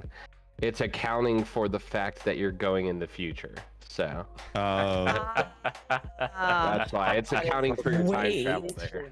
So, Time zones are hilarious. yeah. Does Well, because that you mean- cross a line in the middle of the ocean and suddenly you're just in a Yeah. different. damn, thing. Jack. I know. Those Wait a rules. second. So are you trying to tell me that in the process of saving Scotty, we all become Time Lords, is what I'm hearing. Yes. That's yes. all. That is. We're all time travelers. I'm sold. Let's go. Let's go. What's happening? Everybody book your I like tickets. how you keep on referring to it as saving Scotty as if Australia's still a penal colony. It's rescue mission, Listen. okay? Listen. Is it not? It's starting to get that way. We have conversation Yeah. about the current events of Australia. Okay. Yeah, that's gonna fair. save 'em. That's very fair. And Scotty, if you want, you can just stay here with us. It's up to you though. We can just smuggle. Listen, I know some like pretty good immigration lawyers because you know the South and Mexico. So like I got you. We'll get you a visa. It'll be totally fine. Like it'll be. You can bring all your fine. Warhammer stuff too. I mean, think can. about what the immigration officers are gonna think. They're gonna see a guy from Australia. Official Warhammer store basically down the street. So I'm just saying. He's ready. Just tell everybody you're He Hugh went and Jackman. packed. He's waiting for us to get there. is what's going That's on. what he went to go do. Yeah. You guys crack me up. He was counting his suitcases. He's like, all right, how many do I have? How do How I much? get all the Warhammer stuff there? That's 2 suitcases right there. Yeah, right. At least. A lot more depending on I what you would have. say. That shit would be easier to just ship it. I'll see you in a week, Yeah. my friends. Yeah, seriously. Question: if he ships it from the future, would it take less time or more time? I'm gonna be perfectly honest with you. Right. Freaking nachos. That question, there's not enough mushrooms on this planet for me to be able to answer that. That's an acid trip kind of question. I'm just that is saying. definitely, I need to we're on a listen to whole this new level. podcast after. Well, funny you should say that, Sugar. Everyone needs to go check their mailboxes right now. I sent you all a little Oh, gift. God. I'm going. I'll be back in a little bit. All right, so the podcast is actually going to change. It's no longer going to be the actual D&D sessions. It's all of the side shit that we talk about during the session. Hell yeah. These are the So people are bridge going to come in conversations. like wanting a podcast about D&D, and it's just us talking about acid trips and future traveling. Yeah, I mean, we're essentially just Sending. implementing Vagina friends. D&D into And vagina friends. Mommy. And meat Dungeon sticks. mommies. And And- dungeon mommies. And elf pudding. Yeah. And the insinuation of doing weird stuff with a severed head. Yeah. Hey, hey, hey. Not what I was insinuating there at all. Listen, Uh, we don't kink shame in this party, okay? or- We do not kink shame around here. Look, there's some weird shit. I mean, going on. you all have seen Underworld, okay? I'm just saying. I'm gonna leave it at that. Look. Vampires. Look. Ooh, Good thing. organ specific. Okay. Yeah, Organ there's shit in Barovia specific. You guys haven't seen yet, oh right? Okay, okay. Champagne bottle, please. Is there a dark alley we shouldn't go down? Is what you're trying to tell us? Many. For the severed head Many. merchandise. Got it. Good to know. Which Good you to know. are absolutely lovely for perception. I see a whole lot of nothing. You see a whole lot of crap. Now you see people walking around. You don't see anybody in fear though. Do I see a large There's- dog? No.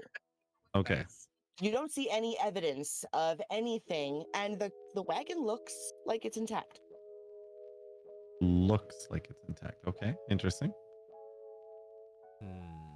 I'm gonna look back at Avery and be like, looks good to me. How far away are we from the wagon right now? Yeah, where's the wagon? I think it's like right here. Oh, Yeah, it's like right Yeah, around pretty there. much right where Avery is right now. right now? No, you're too You far. know what I'm thinking, Kane? I'm about here? so zoomed out. Yeah, there. Please, can we not murder Hobo right now, please? Oh no, Ivy. we're going in. Well, Who's the you strongest see, in the party way right you now? fix that is we buy land in the town, and then we're not murder great hobos, question. Who we're just is? murderers. Who's what? Who's the stronger in the party right now? Evanora Stronger? or Rukhar? Let's just drink that. Rogar's 17. Woo. Oh, you beat me by 1. I'm 16. Car's 18. Oh, shut up. You're a dwarf. All right. Stronger. Hold up. That's hold weird. up, I have a hold up. 36. All I'm hearing is that Rukhar and Evanora at some point are absolutely going to have a like flex off of just like who's got the better muscles. That's all I'm hearing. I believe that's called an arm wrestle contest. I was just about to say it sounds like we're gonna have a good old fashioned pub arm wrestle. Yeah. Yeah. Redo! He cheated! Hold up. You're telling me that our physical fucking fighters have less strength than me? Wait, how much strength do you have? I got 19. I'm a dragon too! How do you have such high? Dang. I rolled. I maxed out my strength based on My rolls were better. Fair enough. Fair enough. I think I got you all beat because I have a strength of 8. Yes. You are I'll say it will depend on if you did point by or rolling as well. It will, yeah. I did point by. So. I think I did point by as well. Roll! Yeah, you roll them. Have the potential of getting very high for all of them. Point by is a Okay. scam. Point by is just. I didn't know I'm a noob, okay? Exactly. Wow, how Point dare by you is not easy. know? However, Oh, now God. that I've given you additional cards, try out point buying. To try out rolling. Yeah. And see how that feels. For and then when you can always Rogar's reset it. about to die to this werewolf right now. I mean, It's a warg and it's gonna I be mean, my new mount. the quote-unquote werewolf may not be your biggest problem. I'm When you Bird. say these things, it makes me nervous, Bird. I'm All right, just it You does want things to. to me physically I'm that I sorry. go, I'm not sorry. oh. Yeah. I'm just saying that, starting a fight with whatever you think may be in this cage may not be the problem that you're going to face if that's the only problem Challenge you think you'll have with that. accepted. I want the sword. Nope. You know what? I'm gonna refrain from what I was about to do and let Altharion lead the way. Yes, let the ranger handle the beast. Right, I see the logic in that. No, Yeah, that's how that works. hold Yeah, on, rangers have animal handling. You're missing the point. Logically speaking, if I do what I want to do, I have a feeling we're gonna get TKO.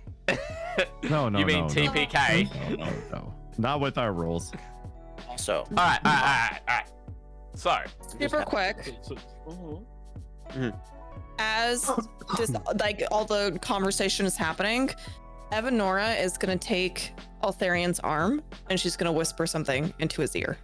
Okay. Uh-oh. So I Figure just, still makes friends. Altharion's got all Sucks. the secrets. in this family, we don't have secrets, guys. Come on. That's correct. To be coming from the fair- person that little Does That is Avery say that out That's a loud? full-faced lie. Everyone in this party has secrets. Does Avery say that out loud? Literally just No. I hope not. magic. No. However, not out loud. Avery is very happy that no one's brought up that he didn't do the verbal and hand motion magic. Oh, we're not done with you yet.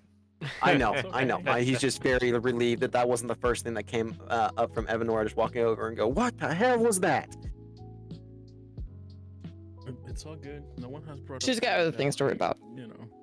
I'm guys hoping that keep that's moving. how it constantly stays.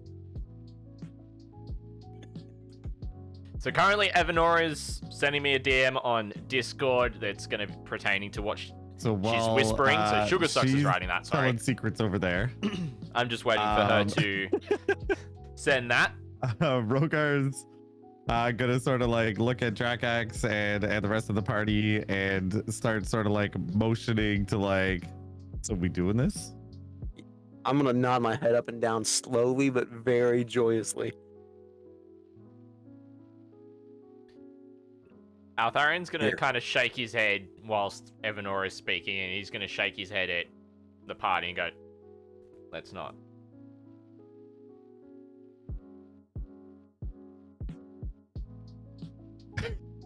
Nice, Brad. Oh,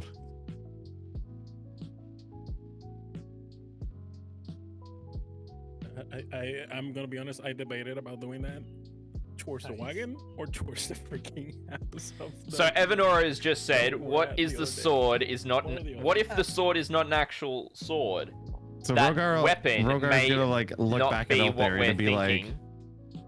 do you have a different plan? Because Evanora gives Altharion a very serious and concerned look. He's talking to himself. He's talking to the recording, Kane. Come on. Like talking to yourself. So, Altharion will just kind of go, look, if we're going to do something, we shouldn't do it in broad daylight. That is the easiest way to get caught. Nighttime, isn't it?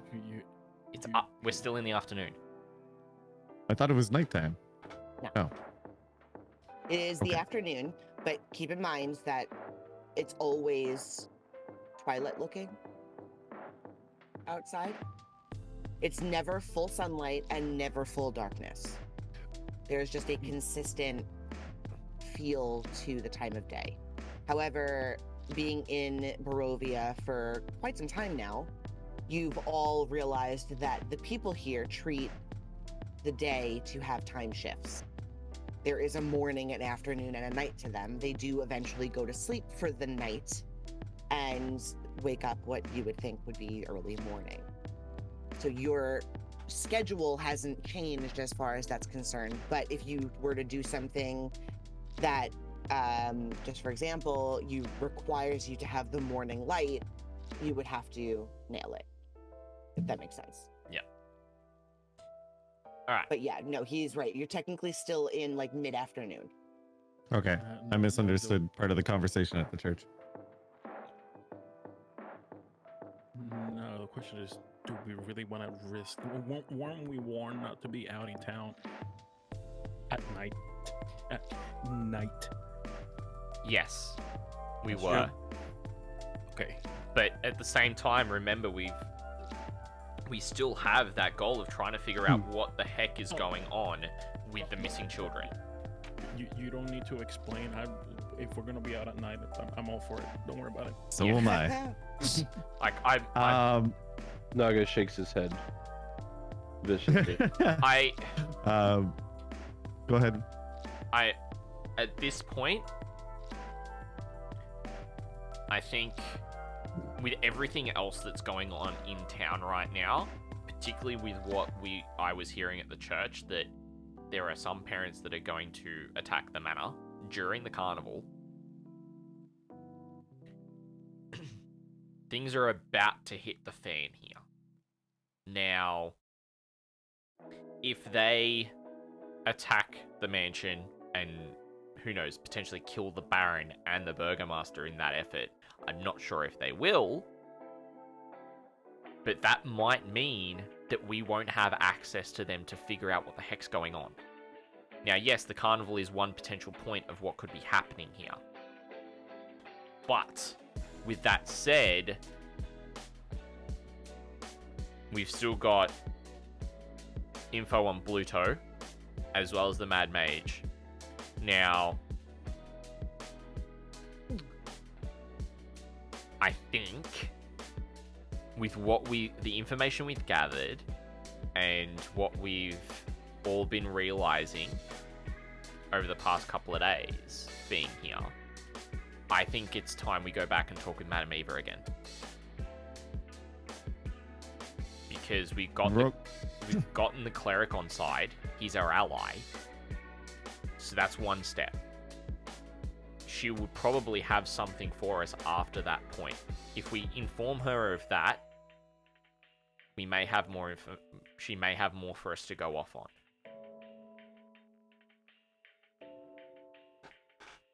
So Rukhar will look at Altharion and be like, okay, I understand your point, but hear me out. If we can get into the carnival, if we can get into the wagon, if we can figure out what's going on here, we could potentially either stop the carnival from happening, which will then stop the locals from having a distraction to go and attack the Burgomaster's mansion.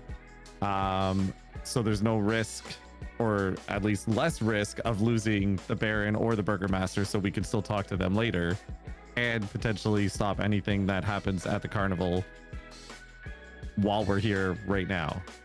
We could set up here, take a short rest, wait for nighttime, and once we see the carnival sort of thin out, make our approach then. And I agree with you on that, waiting till a better time of day than going in when there's 20 carnies sitting around.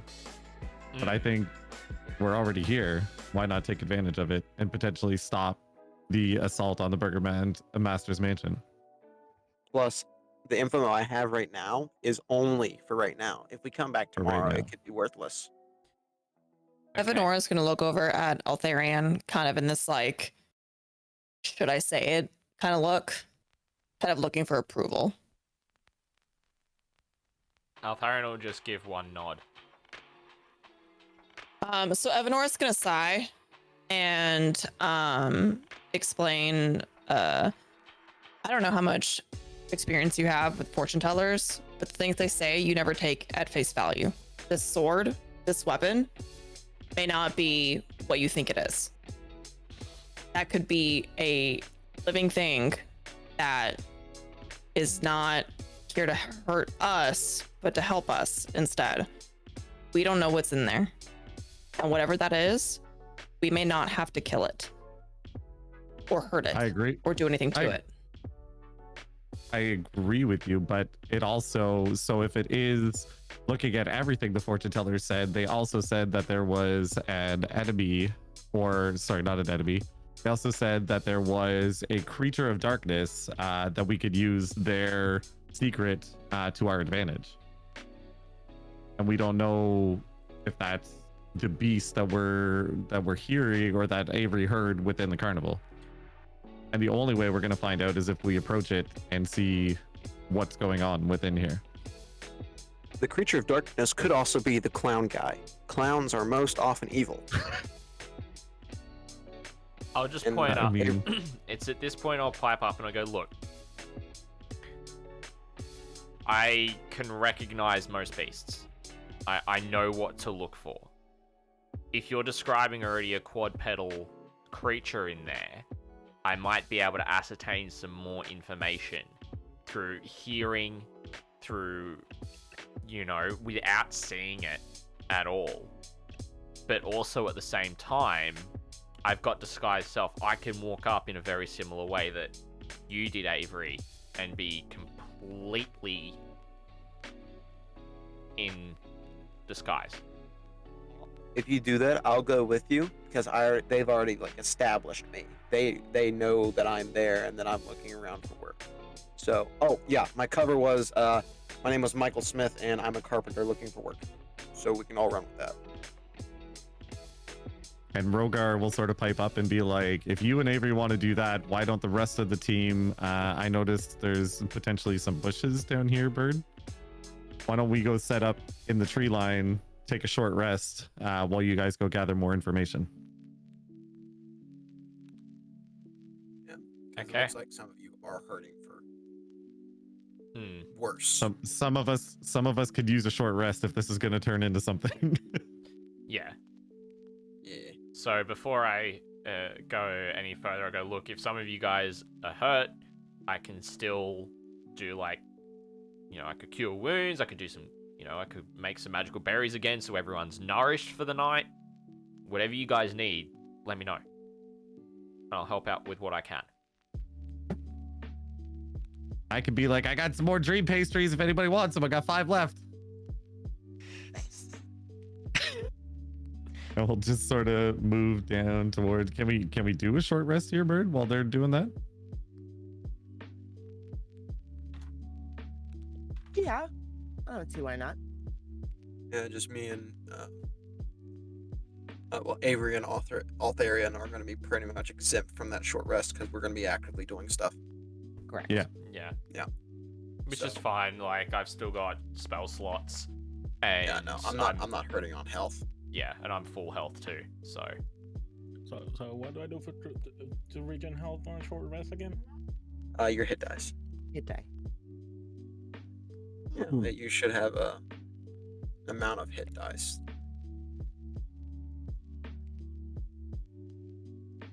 And you can spend as many as you want, but those reset with a long rest, right? Yep. Just remember that that Avery and Altharion are going to be a little bit squishy in the next fight. if they're The happy short to rest do. cover. The short rest cover key. I don't know if it covers I monk's don't key. know actually. I think it does, but Here. God, that's loud. I'm good. Yeah, I thought we had looked at that and that it was a short rest I for thought we- monks. Yeah. We looked at it last time we did one. Must spend Yeah, at short least or 30 long. minutes of rest meditating. So I can actually And do they'll be that whenever gone the for hell more I than want. 30 minutes. Yeah, pretty much. You can do that whenever, Holy crap. Okay. providing you That's have a actually clean nice. 30 minutes. Yeah. So, I'll also disguise myself very similar to Avery in the sense of a commoner, but I've actually got a cloak still. Okay. But it's not as well kept as my current cloak. Like there's bits and pieces taken out of the bottom. It's a bit rugged, and it's got dirt quite heavily caked on it. A lot less so than what it normally would have.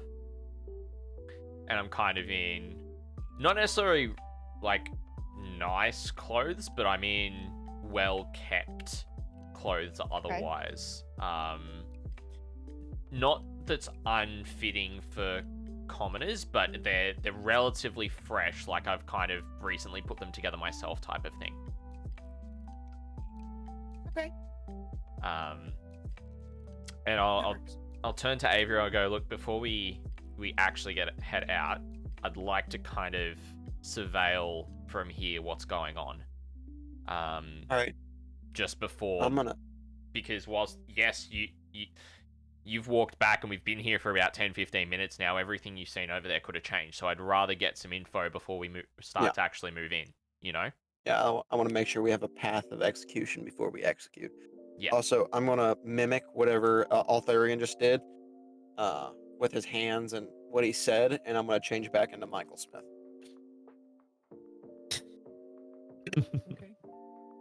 All right. Everybody else who is resting can regen anything that does take a short rest. Everything. All of it. Most of it does. There are certain things that don't, but if we have questions, we can figure it out afterwards. It's not a big deal. Or long rest. However, my chaos reigns. Roll perception. Altharion and Avery. Get my character sheet back up. I'm sorry. Oh, you're fine. You're fine. Okay. Your perception is not as good. Just saying. All right. So,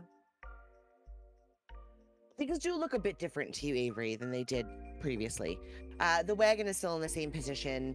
Nothing really has changed with it, except there's a few extra people kind of floating around it. Not really doing anything in particular that you can tell, but they're there. There's probably about 4 additional people that you didn't really notice before. However, with the 13 Altharion and your keen hearing, because you are adept, you can kind of listen in and see what they're doing. There's a middle-aged married couple, it looks like. They both have rings. They're holding hands, standing at the back of the wagon, facing outward. They're facing away from it. And they're talking kind of whispered, but not too heavily. And the things that you do make out is them both being concerned about the owner, Rictavio, because they haven't seen him. There's a guard talking kind of away from them to someone that you can't see, but he is standing in front of them facing the wagon. And he's just, it looks more like mumble, just like a day-to-day chat. However, on the other side of the wagon, just out of sight of the people standing behind the wagon, are 2 folks that you've seen twice now. My extra sheet up here. They are Lady Wachter's children. Her 2 sons, Carl and Nikolai. They're kind of crouched down to the ground, sneaking around the front side of the wagon. At the very, very front is more like a carriage. It's covered back, but where you would sit is pretty open and looks fairly taken care of. Nothing too fancy, but it's very colorful. It matches the wagon in the back, and it matches the man that you met in the inn. With Excuse me. Bless you. The colors seem to look exactly like what he was wearing, and it dawns on you in that when Avery said there's a clown that owns it, that it's actually the carnival master, Rick, from the inn. Huh. The 2 boys seem really mischievous, though. They're kind of sneaking around, checking things out. You see them at one point climb into the front carriage, and it looks like they're going through some of the stuff that may be left behind. But in such a quiet mode, no one notices they're there. So the stealth. Being very stealthy, okay. So, if I'm gonna kind of take a bit of understanding here. So the caravan's here, where the blue ping is. Yes. Okay. So we're saying... You guys are probably about, I would say, 20 feet or so away, kind of hidden a little bit more to the backside. Okay. So no one would be directly looking towards you at this point. Yep. So we're saying that there's a guard kind of off to this way. Yes. And then we've got the Carl and Nikolai up here. Yes. And then we've got the married couple here. Yes. Okay. So it gives us 1 point. And the guard is speaking to someone that you can't visual. Yeah. So there's someone else likely standing right there on the other side. Yes. Mm-hmm. Okay. I should have made a map for this part. No, that's a lot easier. Yeah, no, I wanted to get that because I'm just like, okay, so 1 side, two side, and 3 side are all covered, so that means 4 sides out entry.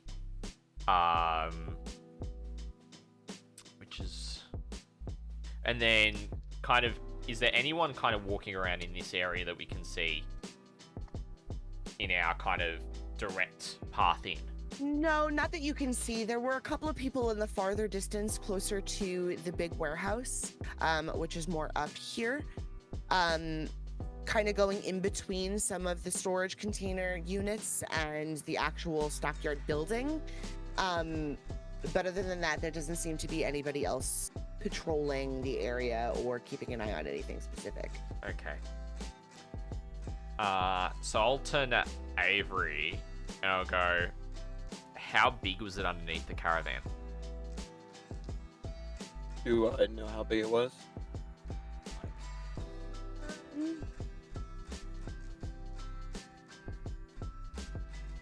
I would say bigger than the one that you had previously, but not so super large that it would be concerning. So it'll fit 2 of us underneath? That's what I'm trying to get. More than that, probably. Okay, cool. Yeah. We'll have a bit of wiggle room underneath. Mm-hmm. So I'm gonna wanna...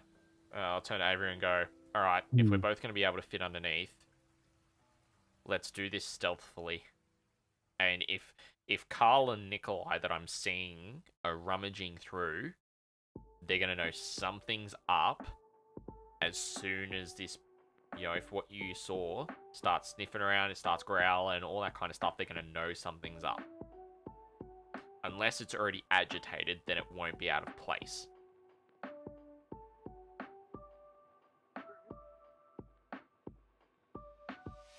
I'll just follow your lead, man.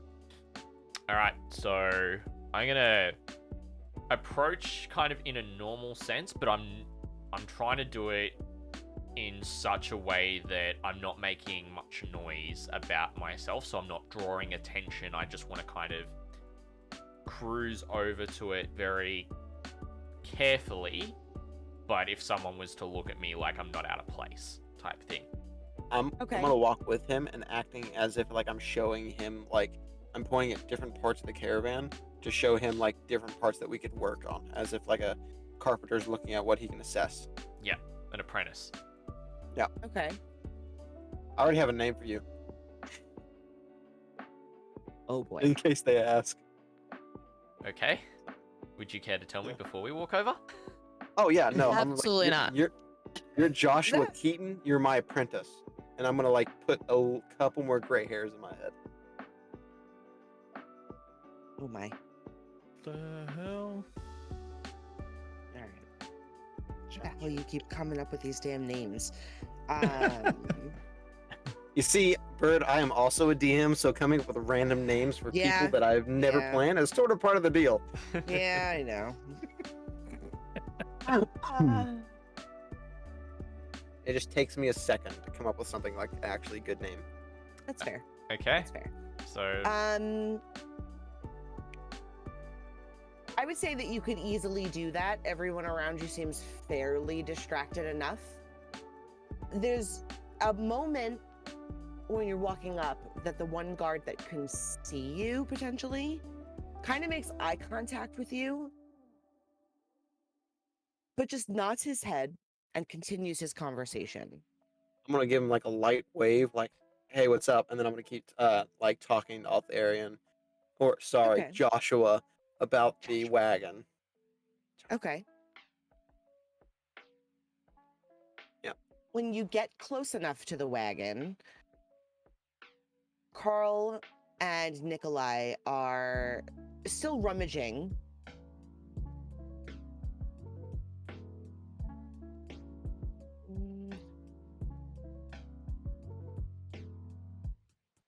Okay, they don't really pay attention to the fact that you guys are making way over towards their general direction. But they do sit in it as if they own it. And when you get close enough,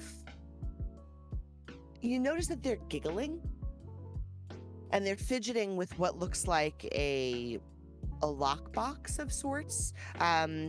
Probably no bigger than like a standard sized notebook. But they're fiddling with it. And there's like a dial on the top of it that they're spinning and trying to mess with, but giggling at the same time. They're making jokes with each other, essentially. So you guys are not even in their scope of, Yeah. Got it. They look at us as though we're beneath them. Yeah, you have nothing. There's nothing they don't care. We're just a simple carpenter and his apprentice. Why would they care about us? Yeah. Mr. Keaton. All right. What would you guys like to do? I'm going to take Altharion to the door that had the padlock I was talking about earlier, and I'm going to motion for him to copy what I do, and I'm going to put my ear up against the wall again. Okay. What do we hear? You're making your way around the cart, pointing at things, acting as if this is what you're supposed to be doing. And at that point, when you get to the back of the wagon, you shimmy in between the wagon and the couple that are facing away from the wagon. So you're pretty close to them, generally speaking, within 5 feet. Between their whispers and their chat between the other guards, you can kind of do this mostly without being noticed in what you're doing. So as you both lean onto the door and your ear touches it, you both hear what sounds like a sleeping breath. Just a very quiet inhale and exhale.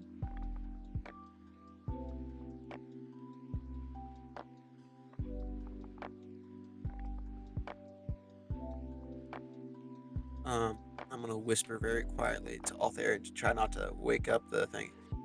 Do you see what I'm talking about? I'll just kind of nod twice. And I'm going. Sorry. No, go for it. I'm gonna point to the hole that I drilled with my dagger, and I'm gonna like put like the 2 fingers to my eyes, and then put my finger back to the hole as if like, hey, look at that. All right. So I'll look through the hole, and I'll try and see if I can see the creature, if I'm able to recognize it. Okay. Do you have You get dark stabbed vision? in the eye. Sorry, what was that, Nacho? Do you have dark vision? I do, and I also I don't, so you'll be able to see whatever's in there. and I'll be also able to more than likely potentially tell you because I am proficient in nature. Got it. If Awesome. that's the roll Bird gets me to roll. She's gonna pull something like roll for Arcana, and then we're gonna have to run. Well, she wasn't, but she is now. Oh man. Thanks, Nacho. Oh shit, that was good. No, actually. Roll for diffuse bomb. What? Where's that on the character sheet? You're right. So as you start to slowly, might I add, peer down into the hole that was drilled via knife, your eyes adjust to a very, very strict darkness. You get a grayed out vision of what the inside of this carriage looks like. And it's mostly hay with wooden floors that have been scratched really deeply in multiple spots near the door. The inside walls are lined with what looks like steel bars. And at the very far side of it, there's a larger creature curled up in a cat-like position with just a tail flicking. Oh, new pet. That's what I'm hearing. We couldn't keep the dragon. I'm keeping this one.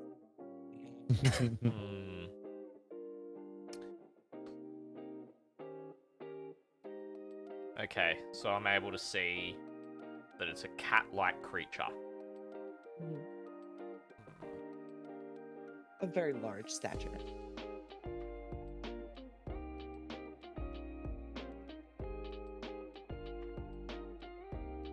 Does it look like he could make a good mount? Hold up. Can I roll to see if I've seen something like this before?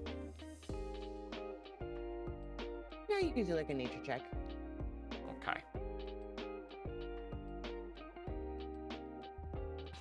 You've seen creatures as large as this one. The tail is throwing you off a little bit, but it seems slightly familiar. When you're down and you're peeking through the hole, do an animal handling really quick. Okay. When you're peeking through the hole, you notice a very familiar feline scent. Not one that prowls the woods that you're typically in, but one that you've seen in the past.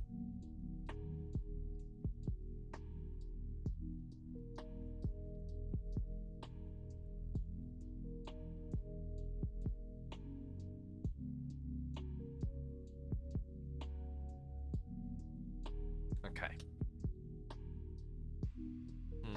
So I'm gonna say, do you have any idea what it is? I have no clue. This is your area of speciality, my friend. I'll just kind of I'll nod and I'll go I'll kind of innately signal. I'll tap my mouth twice tap my ear twice, and I'll point the direction where we came. I'm gonna say, like, whispered, but out loud, I think I understand what you're saying. I'm gonna walk that way, and I'm gonna be like, and I'm gonna be acting to Altharion as if like I'm explaining stuff, like I'm doing a lot of hand motions and stuff like that as we're walking away. And I'm kind of doing the same in response and all that kind of stuff as we walk back to where we came from. Okay. As you stepped away slowly to not bump into the people that you're very close to, you do notice the same as Avery noticed before, where it looks like red paint, but it smells like blood. And the inscription that is burned into the bottom of the carriage, the "I bring you from shadow into light," is very clear to you. Okay. And so then, kind of once we're back behind this building, Elf pudding, strawberry jam, whatever you'd like it to be. It's at that point that I'll kind of, once I'm behind there fully, I turn off disguise self, and what I'll do is I'll actually take the long way walking around the party. So I'll kind of go around these buildings and kind of do a U shape rather than just going straight, because then that's a bit suspicious. Okay. That's fair. Do the same thing. Yeah. And I'll go to the party and I'll go, okay, I have a little bit of an idea of what this creature potentially is. I don't know for certain whether it is or not. So it's a feline style creature. I have smelt its scent before. It's not something I've encountered in the wild, but I have seen it before. Now, inside the actual carriage itself, there are still bars on the wall, deep grooves in the wooden flooring from this creature trying to get out, and around the sides it looks as though the red paint is actually blood. And there is also the same, I saw the exact same inscription that Nacho did. So, at this point, the creature's currently sleeping. So, I don't know, that could, there's a number of creatures that it could be. I just, with the limited sight in there, not enough light, all that, I just couldn't fully determine what this creature actually was. But it's got a tail, and it was curled up in a cat-like position. But the tail is what's throwing me off. Rukhar will be like, let's go get a better look. It sounds like they're keeping this creature captive. Let's go set it free.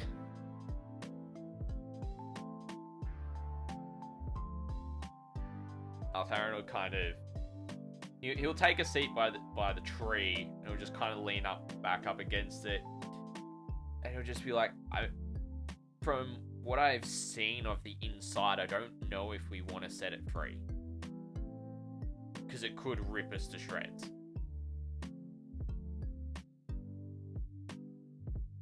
Like, I literally just heard both Rukhar and Rogar in my head say, I hope it tries. Right after you said that. Like, their voices both were just like, well, I'd like to see it try. I don't know what you're talking about. Pacifist. Yeah, no, remember, he's reformed now. He's reformed. What Rogar was going to say is they got to get through me first. I like to see them try. While all Got of it. this is going on, I'm going to offer Altharion a drink. Be like, wine? I'll be like, I'm good, thank you. I'd rather keep my senses unhindered at this point in time. Rogar will look over and be like, I'll take some. The goblet of after, after Oh my Avery, God. saw that, he's gonna run over and yell dibs, and then he's gonna try to take it. So as you guys are sitting and you're chatting about the events that go on or that went on and kind of discussing your plan, you hear a horse and a buggy coming down the roadway.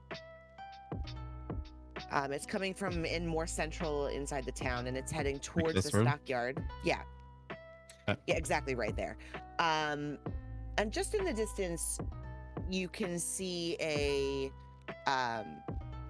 cloaked figure riding the front of this carriage and directing the horses, with large red curled hair coming out the front of her cloak. Oh, I've seen her before. She passes. You guys are pretty far away, and turns towards the stockyard. Can Rukhar see this? Yeah, you can kind of follow her path. It's a larger carriage, that's covered in like a black tarp essentially over the top of it, and she's moving fairly slowly. It almost looks as if she's looking for something specific. And she stops. I'm actually pointing at my screen like an idiot. She stops. Yeah, we can see that. Yeah, she stops right about here and pulls her horse off to the side of the road. And she sits there. You can all pretty much see her, with shifting your positions a little in the distance, but nonetheless. And you can tell that she's pulling potions and things out of her satchel. And it looks like she's bandaging herself. She's like wrapping something around her like arms.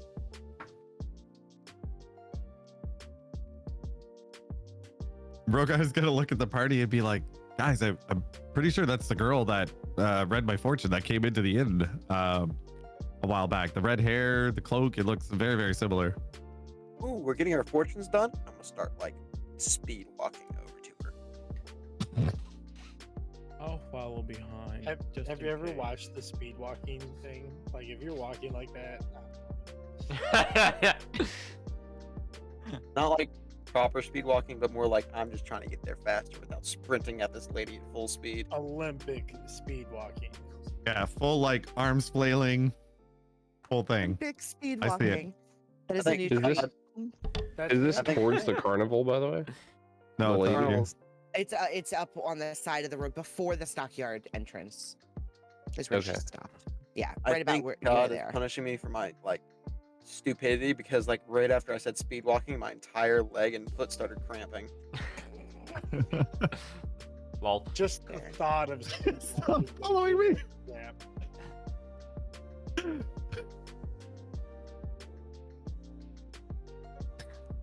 All right, so, oh my gosh.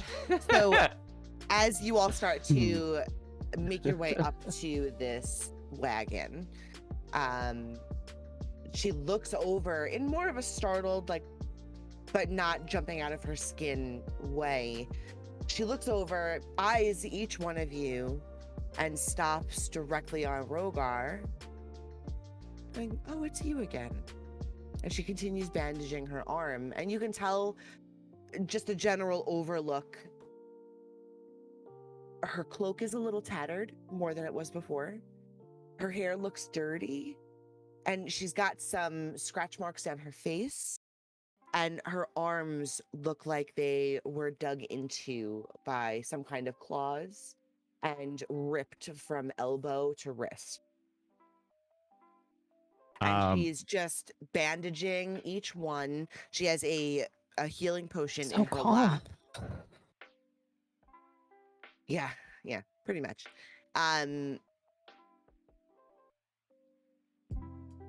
Yeah, the most of her cart is pretty covered, so you can't really see inside of it. But that's really all that you can tell visually. So Rogar will look at the party and basically say, guys, this is Esmeralda, the woman I spoke to you about earlier from the inn that read my tarot. And then upon seeing all the wounds and stuff like that from her, he's gonna sort of get a little bit closer to her and be like, are you okay? Like, what happened? Oh, I'll be fine. It's the stupid wolves. And she just continues wrapping her other arm. She looks through everyone and introduces herself properly. But she's very calm. Like she's been through this 100 times. This is nothing new to her. Question. What was Strahd's girlfriend's name again? Tatiana. Tatiana. Okay, I just didn't know. I was like, maybe. Seeing the tatter cloak, I'm gonna offer if she would like to have it fixed. Sure, I would love it fixed. Absolutely. If you can do that, that'd be great. I'm gonna use men on it. Spending on it. Cool. Beautiful. That makes her happy. She asks kind of abruptly in the middle of the mending of the cloak going on, if anybody's seen the weird man with the colorful clothes yet. Yeah. Didn't we? Have. I think Avery and The clown? Altharion? Oh, I guess you could call him a clown. That dude 100% is evil. He's a clown. Do you mean Rick by any chance? Octavio, yes. Yeah, Have you seen him? we did see him at the inn last night at the Blue Water Inn. I saw So him he's here not at the that carnival far. earlier. Did you now? Yeah, I think we just saw him.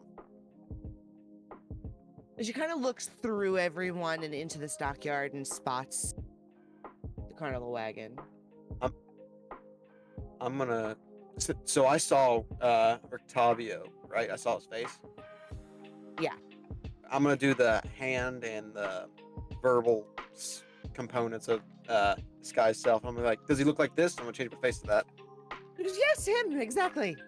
Okay, And perfect. she gets Yeah. excited, but you can tell that there's other intentions behind her eyes.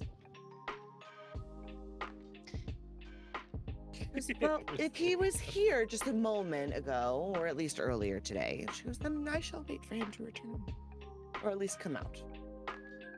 And she kind of leans back into her carriage and just tilts her head back and puts it under the hood and closes her eyes. I talked to one of the guards earlier, and they said he'd be at the stockyard if that's any interest to you. Oh, that's fine. I'll just wait until he comes outside. All right. Easier. Is there? Thank you. Is there a particular reason you're after him, Esmeralda? Well, he should have been here with me many, many moons ago, but he left me behind. Now I'm here to get him. In what way do you mean get him? Well, I can't fight Strahd by myself, so I need him, and he didn't want to help me, so he will, whether he likes it or not. You want some help? Rogar will say. I mean, I'd love all the help I can get. Why are you interested? We are trying to gather people for the same goal. We're also after Strahd. A very interesting feat. Well, I was just trying to make my way to the towers up in the north, but those horrible wolves are out there. Don't go at night. I'll say that. I tried that a few times, doesn't work. Okay. Didn't work while you were by yourself. What if you had a few True. friends to help you out? Perhaps that might help. We still need Octavio, because we need his tower. And he's the only one that can bring it in. What? I'm gonna look sort of at Altharion. Yeah, which I'm also then going to shoot a look over to Rukhar, and I'm going to go, what tower do you speak of? Evanora is like looking between everybody, looking at each other. She's just sitting here What is like going on yeah, here? like did I miss? What's Come on, guys. happening? Like, she Use doesn't your say words. anything, but she kind of has that look of like, what happened while I was sleeping? Like, I don't. Lots. So Esmeralda kind of leans forward and leans up on her knees a little bit, and you can tell that she's already starting to heal pretty well. And she looks around very briefly to make sure no one's around, and she goes, well, he's not really a circus guy. You didn't believe that, did you? No, not at all. Not at all. Yep, nope. Why would I'm not that dumb.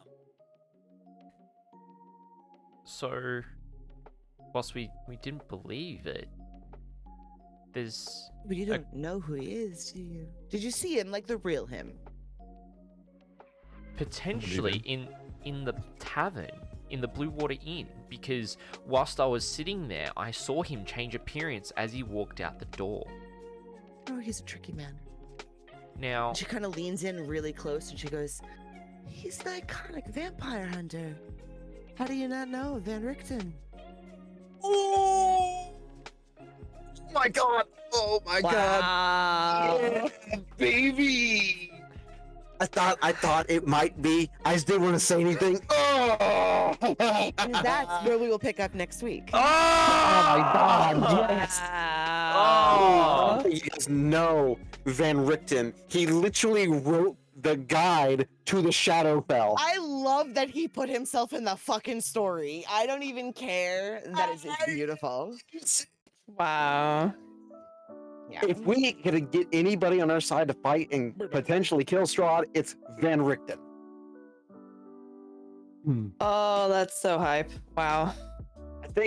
I think what's the lore? He's been I to didn't like put almost like 2 and 2 together until like just now. And Yep. I'm like, oh, son of a bitch, it's obvious. I was like, you know, Rick Toffen and Van Richten are very similar names. I don't want to say anything out loud. Yeah, And he's he an not idiot. super coy about it, but yeah. I thought that was going to be exciting. I was so hoping that we could get there in time before Ball was like, I gotta bounce, guys. And I'm like, yes, we did it. That's awesome. Like, I'm pretty sure So lore-wise, Rogar's curiosity led to something amazing. I'm just saying. Yeah, And my amazing perception skills. Curiosity is a strong word. Okay, for what? Recklessness, curiosity, hand in hand. Bit of column A, bit of column B. I think I am gonna say though, if it wasn't for you guys doing this, you would have missed it because it is timed. So you would have Oh, missed okay. Esmeralda getting here. God. So Oh, you're really? lucky.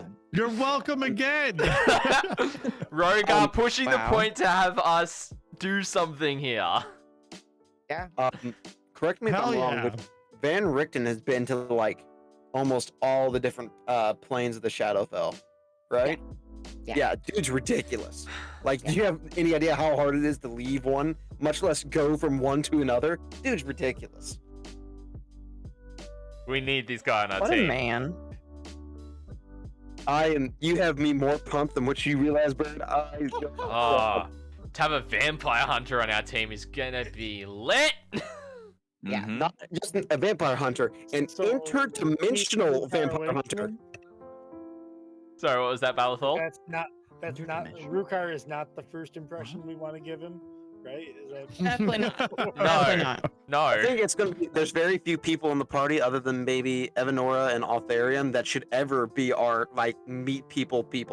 Okay, I walked into a bar full of potentially hostile people and bought them all a drink. Yes, but you forget, Balithal, that there was a hex on there, so you didn't actually know that you were doing that. But we didn't know that. Correct. You didn't know that. Yeah. I didn't Yeah. know that you can No. actually. No, add- it was very, I had already very planned properly something coined. out before Yeah. Bird revealed that.